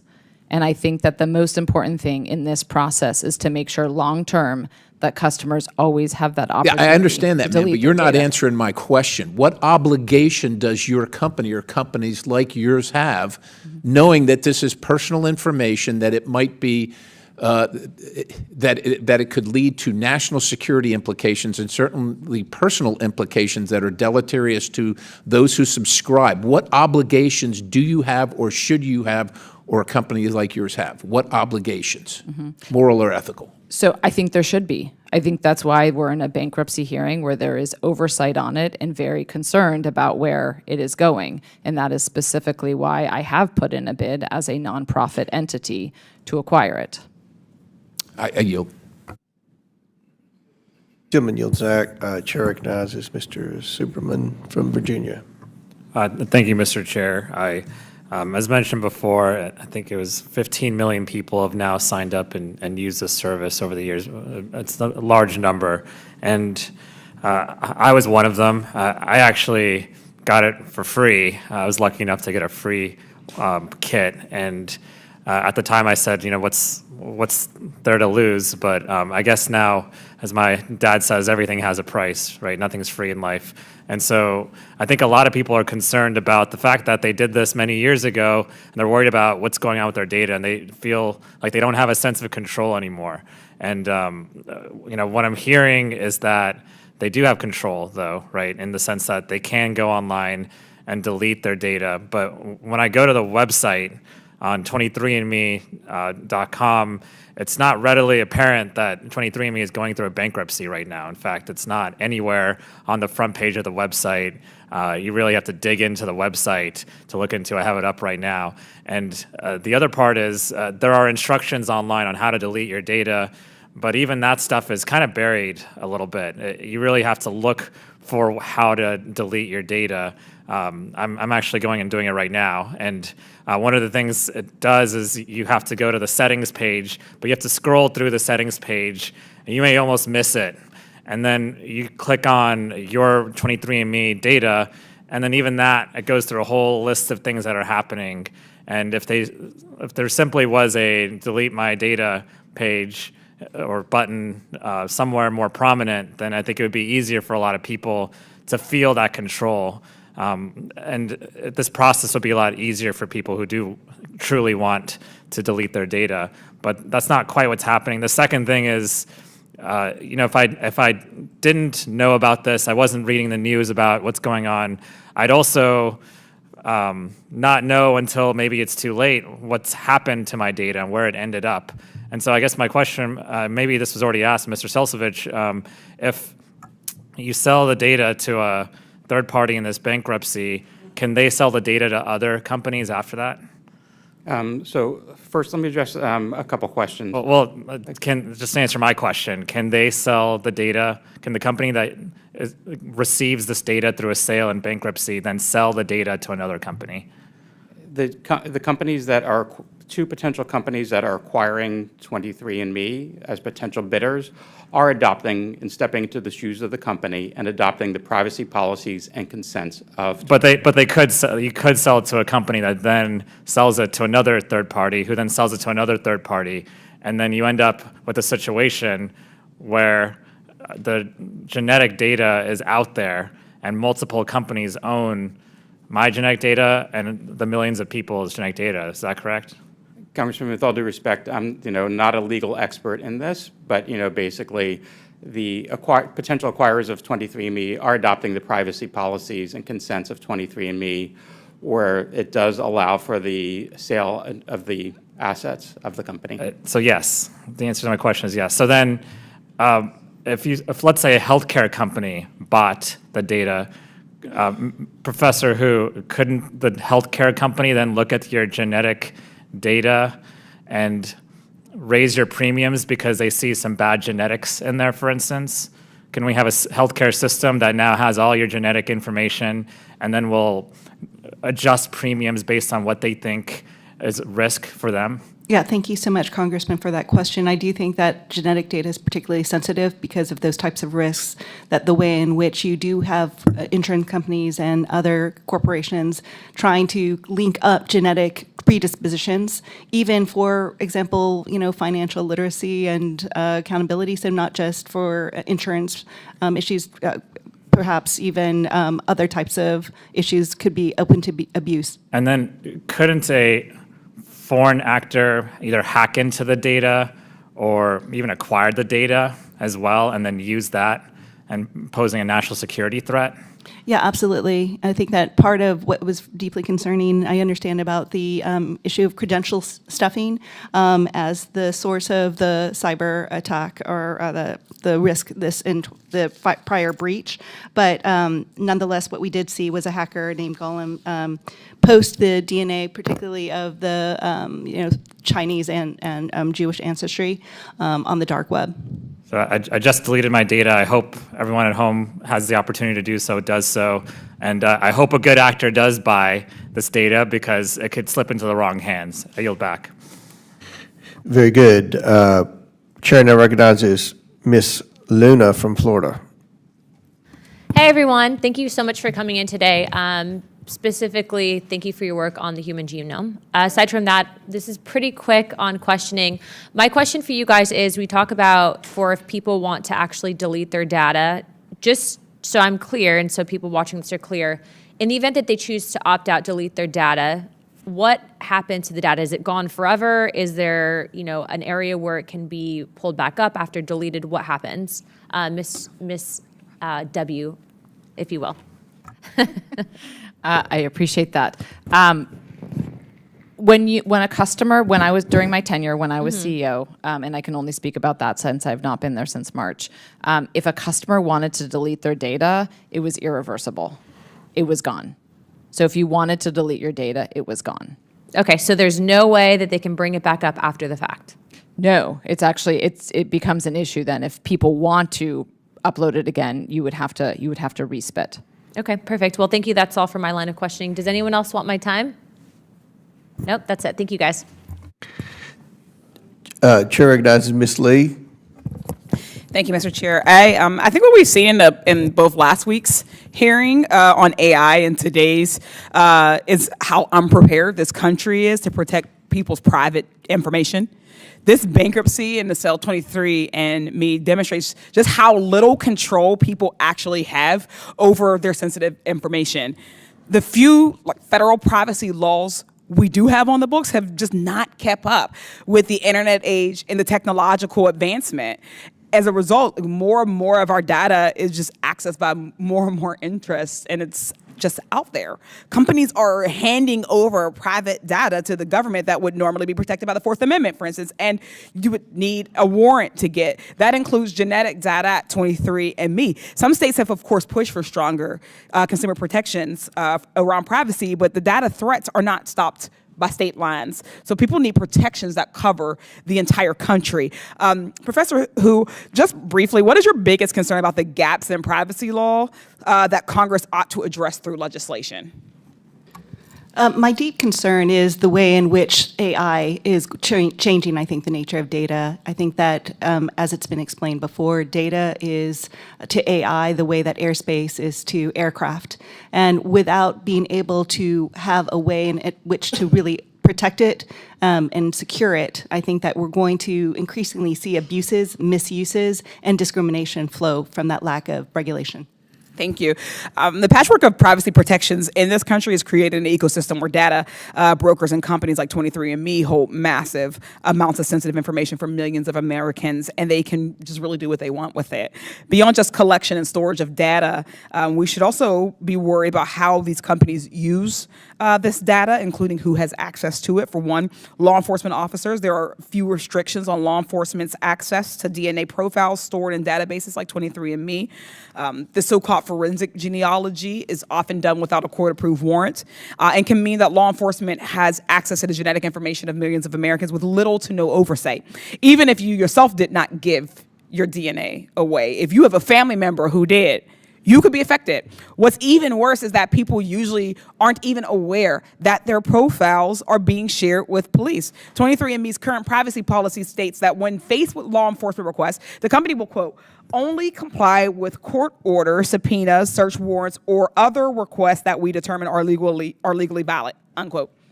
Mr. Savage, that last part is a bit concerning. What exactly do you mean by other requests that are legally valid? And what other request is going to get 23andMe to give over information to police? Let me first say that 23andMe to date has not given any information over to law enforcement. We have a transparency page on our website which shows the requests that we've received from law enforcement. It's a small number, and those that we've complied with. And you'll see that it is 0 that we've complied with. The only way we will comply with a law enforcement request is with a legally valid process, such as a court order or subpoena.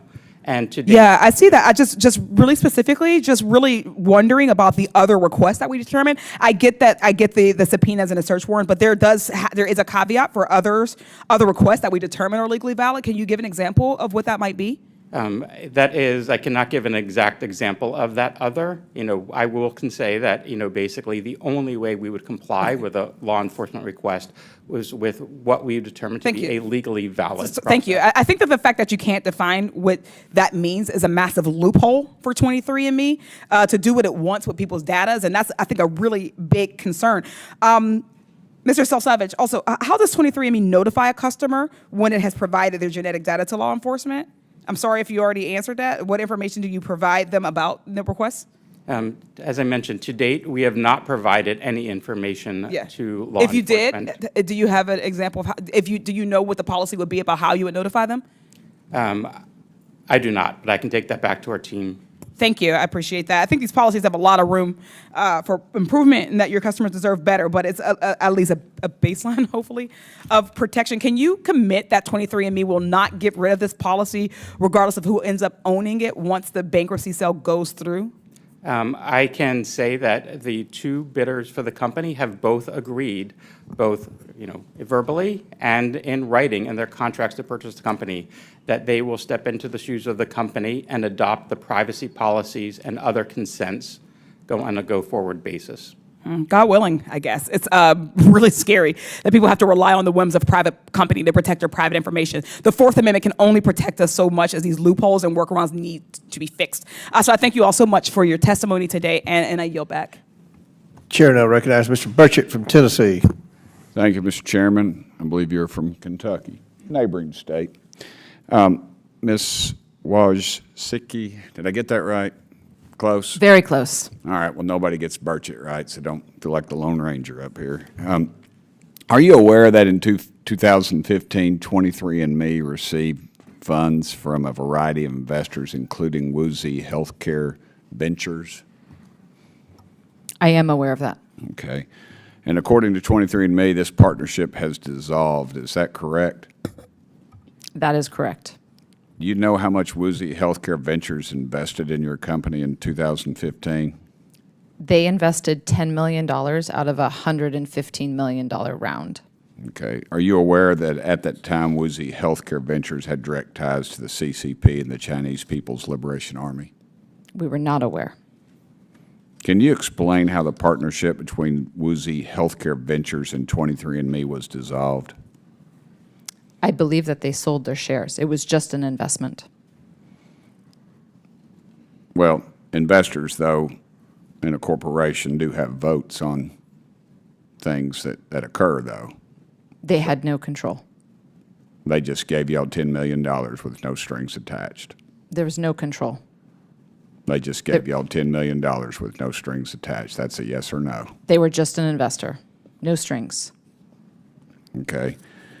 I have a bill, H.R. 2286. It's the American Genetic Privacy Act of 2025, and it was actually put forth last year, and your all's lobbyists do an excellent job, and this Congress as Congresses in the past have very little guts to do what I feel like is the right thing, because it takes a great deal of trust for Americans to share their sensitive genetic information with DNA testing companies. And selling this information to companies with direct links to malicious foreign actors, I feel like, is a huge violation of trust. DNA testing companies must keep Americans' genetic information private so it isn't used against us by the Chinese Communist Party or any other nefarious characters. The bill that I put forth would prohibit commercial DNA testing services from disclosing this genetic information of the United States nationals to the CCP or entities affiliated with it. And if we had passed this, and it doesn't come through this committee, it's another committee, but if we had passed that, we'd be probably, the questions be a little different up here.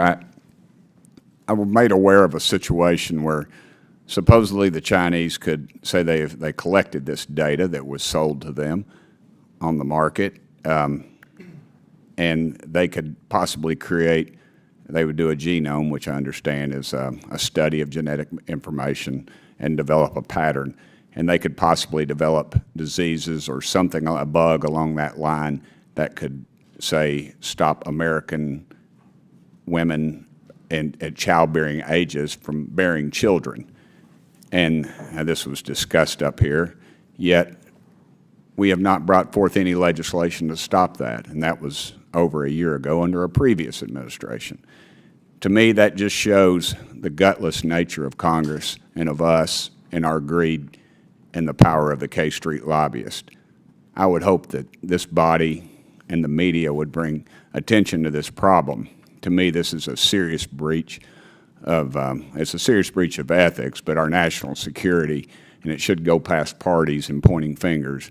We just need to get some legislation filed, and we need to enforce it. It's worthless when we pass these worthless bills, these so-called studies, and then what happens is we get a good piece of legislation. You got a committee that goes forth with the legislation. You have a well-intended congressperson, yet a staff member their ear is the lobbyists have their ear, and they stop that legislation for whatever reason. They say, oh, we want you to do something, but we need to do a study. Well, folks, if you've ever seen the movie Raiders of the Lost Ark, where at the end there's a warehouse full of this stuff, of things that we're supposed to be looking at, that is what I believe these studies go to. Is there some worthless warehouse, and we go home and we tell everybody, look what we did, and we don't do a dadgum thing up here. We've got to get past the greed and the gutless nature of this thing. We need to take our dadgum country back, and both parties ought to be ashamed. Mr. Chairman, I yield back the remainder of my time. Gentleman yields back. Chair recognizes Ms. Tlaib from Michigan. Thank you, Chairman Comer. You know, Americans are rightfully worried. I know the professor knows and probably hears from a lot of folks about corporations and how our government is allowing them, like 23andMe and others, to use and sell deeply personal information, including medical and genetic data. Sometimes I want to tell my colleagues, and I'm glad to hear some of them speak up about this, because sometimes I feel like our country has gradually turned into a surveillance state where everything about who we are, what we do is generating private profit and leave us without any privacy. Surveillance pricing in grocery stores, come on. The NSA spying on our private communications, insurance companies using discriminatory factors based on our private medical and genetic history. I don't know any American, Republican, Democrat, libertarian, independent, whatever the labels that they put out, wants to live like that. No one does. So Professor Hu, you know, how can we ensure that genetic data of 15 million users, being put for sale, won't be used for private actors? And I just wanted to be clear, I know everybody's talking about China, but I'm actually really worried about corporate greed here in our country and the corporations here in our country that, you know, to me, corporate greed in our country is a disease. It is causing more death. I don't care if it's a fossil fuel industry, what my residents call sick care, not health care in our country, whatever it is. But I'm really worried, Professor Hu, because Professor Hu, I can see healthcare insurance companies using data saying, oh, your genetics shows you might get breast cancer. We're not going to cover you. You're not going to get life insurance. You're not going to be able to get access. Or they're going to, again, use this to profit, not to help. We don't seem to prevent death and destruction in our country. Even this chamber doesn't do that. And so what can we do? I mean, this is genetical medical, history, as you know. It's incredibly important, especially, I know a lot of ethnic and racial heritage is also mixed up in there, and you saw them targeting folks of Jewish faith. And again, is just, to me, watching this happen. And then we do nothing. We'll have this hearing. And I know Chairman Comer is trying to do his best, but we're going to have this hearing. But are we going to actually update HIPAA? Are we going to actually do something to push back against profit for this kind of data and information? Thank you so much, Congressman, for that question. And I do think that this is a moment to assess first principles in our commitment to the Constitution, and to what extent does the increasing privatization and commodification of this data come into conflict with our core values, but not only just our constitutional values, our national security interests, and the way in which our national security interests are infused by these fundamental commitments to rights and liberty and freedom and expressive rights and privacy rights as anchoring how we see ourselves as a nation.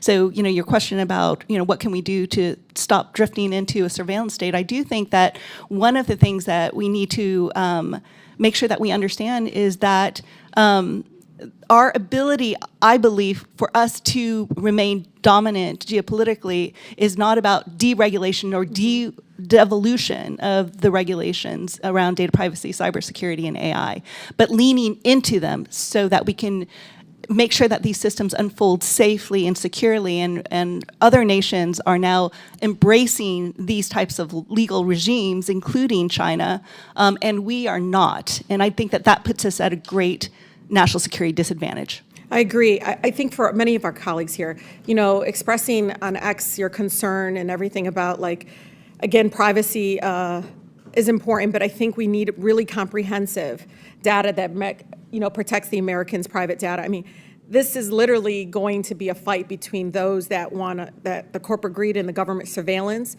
and how overreaching that is, because it is, again, going to be profit before the people. And many of them are going to 23andMe because they want to live. They want to live. They don't want to get sick. They want preventive care. And I know, there are, the Trump administration right now is destroying privacy protections. I see it, raiding private Social Security data, tax info, bank account numbers, you name it. I'm really concerned about this growing factor. But I also want many of my colleagues to know, Trump is now working with data and surveillance companies like, Palantir, is that how you say it?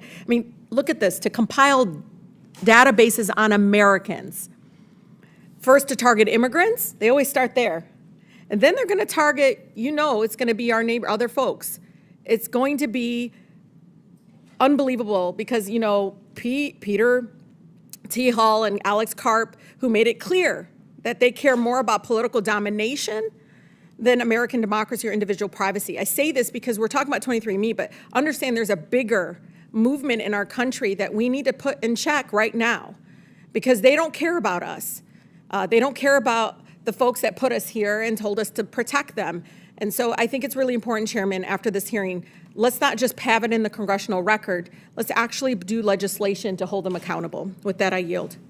Gentlelady yields. Chair recognizes Mr. Burleson from Missouri. Thank you, Mr. Chairman. Professor Hu, it's been talked about a lot in this hearing about the potential threats and risks of foreign actor getting access to Americans' DNA records. Can you elaborate on what is the potential risks that we are facing? Yes, some of the risks include, for example, blackmail, using it in order to exploit and try to make individuals more vulnerable, greater surveillance risks, and as was discussed, potential biochemical, biometric types of warfare. But I do think that there's also potential AI-driven targeting risks as well. Mm-hmm. And then, this isn't new. The hospitals, providers, their electronic medical records they're attempted to be hacked all the time. Have you heard of what the street value of someone's medical record is? Well, At one point, I'd heard that it's over $50,000 or more. It's probably a lot more today. Mr. Savage, one of my questions has to do with how the hack occurred in 2023. Is it correct that individuals who had stolen, passwords from other businesses then used that in a form that's called stuffing, where they used an automated system to take, say, the hacked passwords and accounts from another company, and then just rolled through those to see if those same passwords were used on your site? Am I getting that accurately? That's generally accurate. It is something called credential stuffing, whereby a user, and we all have done this, is use the same username and password on multiple websites. Right. And other websites were hacked, and they were able to obtain those usernames and passwords, and then they tried them on 23andMe. And they were able to access a number of accounts to get into and take the DNA relative information. And so the mechanisms that you've put in place to stop that from happening in the future are that you check to see, you send a text message to verify that somebody's logging in from that was the original individual, or what other steps do you take? Right after the cybersecurity incident, the first thing we did was force every consumer to reset their password. And as part of that process, They couldn't use the previous one. they couldn't use the previous one, and we also checked that password against known hacked passwords, right? Just to make sure that, the same thing wasn't going to be happening with another credential Yeah, I stuffing. think if the American people are listening, you should never use the same password for different website businesses. Yeah, that's a very good Just process, a good right? policy to Also follow. great. And then Okay. second, you also mentioned, we did also implement two-factor authentication, whereby either, basically, we actually then either sent the customer a text message or an email confirming that it was them, and they entered that code to make sure that there was an additional layer of security, a second factor Yeah. to access their account. Thank you. Ms. Wuchitsky, is that correct? I think that one of the things that's kind of striking me is that when someone enters into an agreement, they know your company, they know your reputation, they know you. I think what we're kind of going through is a situation where potentially what the trust that was placed in you because of this situation is in jeopardy if somebody else gets access to that information. The question is, what will they do with that? So one of my questions is, do you think that there should be a law that upon the sale of a business, that an individual has to reconfirm that they want that company to have, the new company to have access to their data? Thank you for that question. I'm a huge believer that people should have choice and transparency. So I think it's a complicated question, the one you just asked, because there's individuals, for instance, like my sister, who recently passed away of lung cancer, who established a lung cancer community in 23andMe and feels very passionately about identifying genetic risks for non-smoking lung cancer. So she is deceased. She opted in to research because she really cared about that mission. And it was really important for her to be able to do, lung cancer is massively underfunded. It is one of the poorest funded areas. So how could we all come together? So how could she possibly reconsent? I just had one more question. So when a separate company that you've created, had a contract with, and you shared some of that data, what mechanisms do you have to protect and make sure that company is not then reselling it and sharing that data? That would have been part of the contract. So, for example, with GSK, they were looking at aggregate statistics. They could not go and then share that with other partners. Okay, thank you. I yield back. Chair now recognizes Ms. Presley from Massachusetts. Ms. Wojcicki, you claimed that 23andMe is all about consumer empowerment, but most people ended up actually exploited, not knowing that they signed up to have their genetic data auctioned off to the highest bidder. We're not just talking about email addresses. We're talking about names, birth dates, genetic lineages, literal DNA. data that implicates entire families, not just the person who gave the sample. Ms. Wojcinski, can genetic data, even if de-identified, be linked back to individuals? I appreciate that question. Could genetic data be linked back to individuals? You would, you can link back. Your DNA is your DNA. If I have a way of matching it to something that potentially connects to you, then you could potentially identify. So the answer is yes. The answer is yes. The genetic data, even if de-identified, can be linked back to individuals, just the science. Well, no, DNA, if I had your sample, essentially if I know what your picture looks like and I see another picture, I can connect those. But just having your DNA alone, if I just went to the subway and I swabbed it and I looked at samples, I would not be able to identify who was there. Because I don't have much of it, and there's a lot of ground I need to cover here, and so I want a more direct question here. So I'm going to go to Ms. Hu. Is de-identified genetic data truly anonymous, or can it be traced back to individuals? Ms. Wu. Thank you so much, Congresswoman. I'm not a scientific expert on that exactly, but there has been research on the limits of de-identification and also the risks of re-identification. All right. Fair enough, yes, it absolutely can. With just a few pieces of additional information, like zip codes, gender, or 23andMe's Find Your Relative feature, it becomes easy to re-identify people and to expose their personal health information. 23andMe's privacy agreement talks about anonymous data, but DNA can never truly be anonymous. That is the point. Now, Ms. Wojcinski, you said a limited number of customers were compromised by the data breach, but the truth of the matter is that out of the 15 million people who trusted this company, half of them, 7 million, had their data exposed. So that's not inconsequential, it's deeply consequential. And now that same data can be sold off to a for-profit pharmaceutical company, so you can understand why people are rushing to delete their accounts. But the thing is, when people have tried to log in and delete their data, they received error messages and then the website crashed. That is not okay. Your company is preventing people from deleting their information. Mr. Self-Savage, it's time to put people first. Will you contact each of your customers seeking consent for 23andMe to continue holding their data? Yes or no? It should be a simple opt-in communication that you send out before any bankruptcy sale. I want to really underscore that. Congresswoman, we first have sent a notice out to all of our customers via email, Reclaiming my time, notifying them of the sale, and that a second email is currently going out this week, notifying that their sale is reclaiming my happening. time. Please just answer the question, yes or no, okay? Will you commit to contacting each of your customers seeking consent for 23andMe to continue holding their data?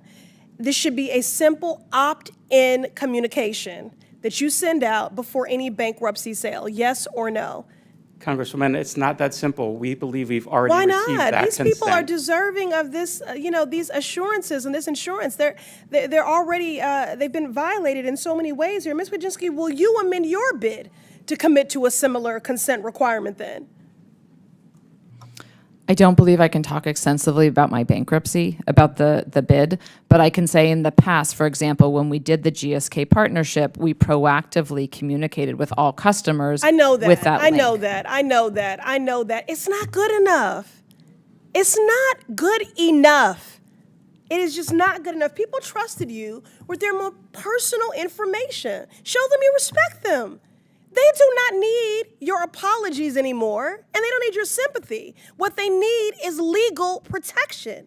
So if you're not able to protect the 15 million people and their families who trusted you, this company should not exist. The breach of data, the breach of civil liberties, the confusion this has caused for millions, it might just be time to give it up. I yield back. Chair now recognizes Mr. McGuire from Virginia. Thank you, Mr. Chairman. Thank you to our witnesses for being here today to answer our questions regarding the safety of millions of Americans' genetic information and personal data. If malign foreign actors such as the Chinese Communist Party, CCP, were to get their hands on the data, the privacy of millions of Americans and our national security will be at risk.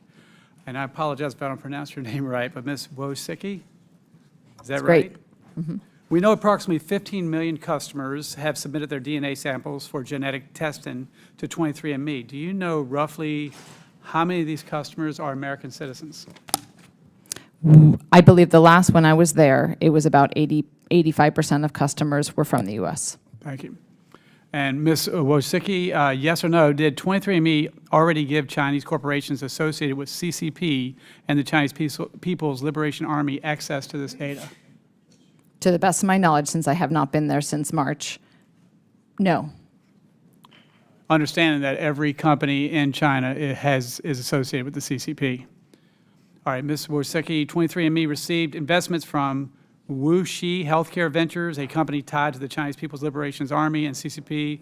What other foreign entities have invested in 23andMe? In 2018, 23andMe had an investment from GlaxoSmithKline, which is a UK-based operation. And Mr. Cell-Savage and Ms. Wojcicki, yes or no, would you be comfortable with your or your family's genetic information and sensitive data being in the hands of a malign foreign actor such as CCP? Yes or no? I would not be comfortable. I would not be comfortable. All right, follow-up. What steps are you taking to ensure the sensitive data of millions of Americans is secure and will not be sold to malign foreign actors? I can take that question. Thank you. You know, as part of the Bankruptcy 363 sale process, we have, special committee has affirmatively said that the company will not be sold to any entity in China, Russia, North Korea, Iran, or any other foreign adversary. I am happy to report that through the bankruptcy process, we, at the current time, have 2 final bidders, both American enterprises. TTAM Research Institute is an American foundation, and second is Regeneron Pharmaceuticals, which is an American pharmaceutical company here as a public company. There will be dire consequences to our national security as well as the privacy of millions of Americans if the CCP or another malign foreign actors are able to gain access to sensitive data of 23andMe. The CCP and any other foreign actor should not be allowed to gain access to millions of American sensitive data, which can then be weaponized against them through surveillance or even the creation of a bioweapon. It is our duty as members of Congress to protect our constituents' privacy and our country from foreign actors who will weaponize this data against us if given the opportunity. And with that, Mr. Chairman, I yield back.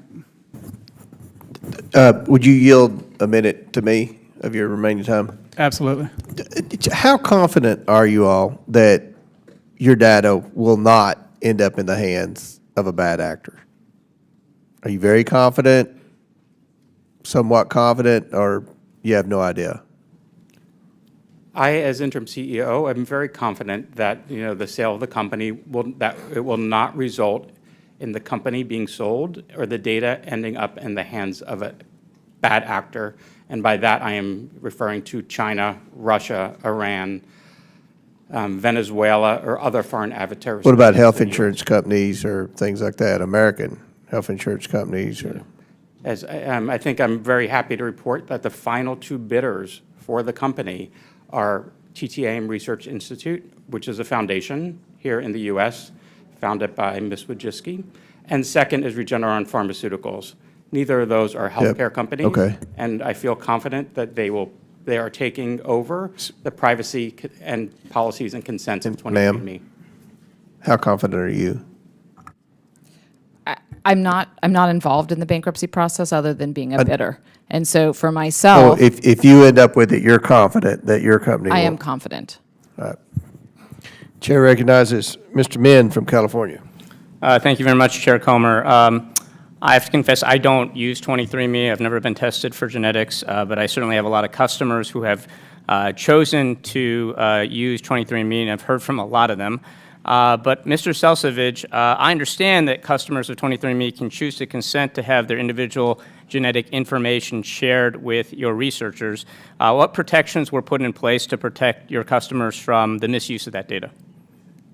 First, our customer data and our policies are always putting our customers first. Right, but reclaiming my time, just briefly, what protections are in place to protect your customers from misuse of that data? First, and they can have the right to actually remove their consent to that data for being used for research policies at any time. The company always has provided researchers with de-anonymized data.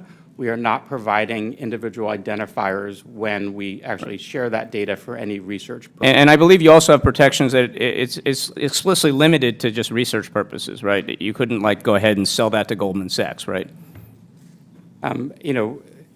Our research consents are, first, there's a research consent that only 23 can use their data for research purposes, and there is a separate individual consent for using that data with third parties. Right, but I understand that, but I'm looking at your terms of service right now, and I don't see any specific language giving 23andMe any ownership rights to people's individual level genetic or health information. Is that correct?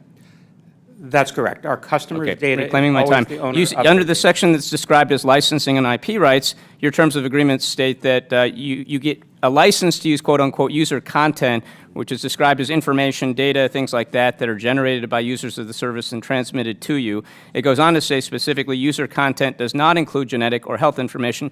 I take it from this and the fact that licensing rights for individual genetic or health data are not mentioned anywhere else in your terms of service, that you also don't receive a licensing right or royalty rights to people's individual genetic or health data. Is that correct? I'm not a lawyer, but you don't own it. You don't own the data individually of people. You can use it for some purposes, for research, if they consent to it, but you don't have an ownership right in that. I think you just said that. Is that correct? That is correct. Our customers own their data, and they control that data at all times. So I want to re-ask the question. Could you share somebody's individual data, genetic data, with Goldman Sachs or Elon Musk or with the Chinese government? Could you sell it to the highest bidder? Our policies state that, basically we can actually Let me, reclaiming my time. Yeah. If I was really interested in the genetic data of Chairman Comer, could I buy Chairman Comer's data if he was a client of your service? No, you could not. Why not? Because we don't have the right to share. Because you don't own it, right? You don't own the rights to that. Could you sell the homes of your customers? Could you sell any other assets they owned? The answer is no, because you don't own that, right? So you don't own people's genetic or health information. So I guess I'm really just wondering why you think you can sell this data at an individual level to a third-party company that's coming in, where we don't. I know you're talking about protections on that data, but I'm just wondering, I'm not a customer of yours, but for those who are, including my constituents, why are you selling their genetic data when you don't own it? The terms of service and the agreements at 23. I've looked at your terms of service, yeah. Mentioned that we can basically, in the event of a sale of the company or a bankruptcy of the company, that the data can be transferred to the new company. Look, 23andMe, what you guys do, I think at your height, you seem like you were doing great things, but you fall into a clear regulatory gap here between HIPAA and GINA, as I think has been described. And I think this is one of those rare instances where my Republican colleagues and I we all agree on the problems that this raises. And I think it's clear that we need some kind of regulatory protection. So I guess I'm going to ask you, in the meantime, before we address this with law, I want to echo the point made by my colleague, Rep. Presley. Why won't you commit to what seems like a very reasonable and common sense opt-in policy, given that you're about to sell people's individual level genetic data, very valuable information, very personal information? Why won't you commit to doing that? It seems like a very reasonable thing to do. Congressman, we believe our customers have already consented to this transfer of their data through the consents that they signed up for when they signed up for the service. Second, we've provided the customers with notice of the bankruptcy and will be providing them with notice of who the company will Do you check every email you read? I don't. I certainly don't, and I certainly might miss an email or several emails like this. And I would just encourage you to think about an opt-in policy, because what you're describing right now is the transfer and sale of data that is very, very personal. And I personally find it very outrageous that you're not allowing people to opt into this, not giving them that right, knowing that the open rates of your emails are probably very low. With that, I yield back. Gentleman yields back. I hate to interrupt this good bipartisan hearing, but at the request of the witnesses, we're going to take a 5-minute bathroom break. When we return, Mr. Timmons will be asking questions. So pursuant to the previous order, the committee will stand in recess for 5 minutes.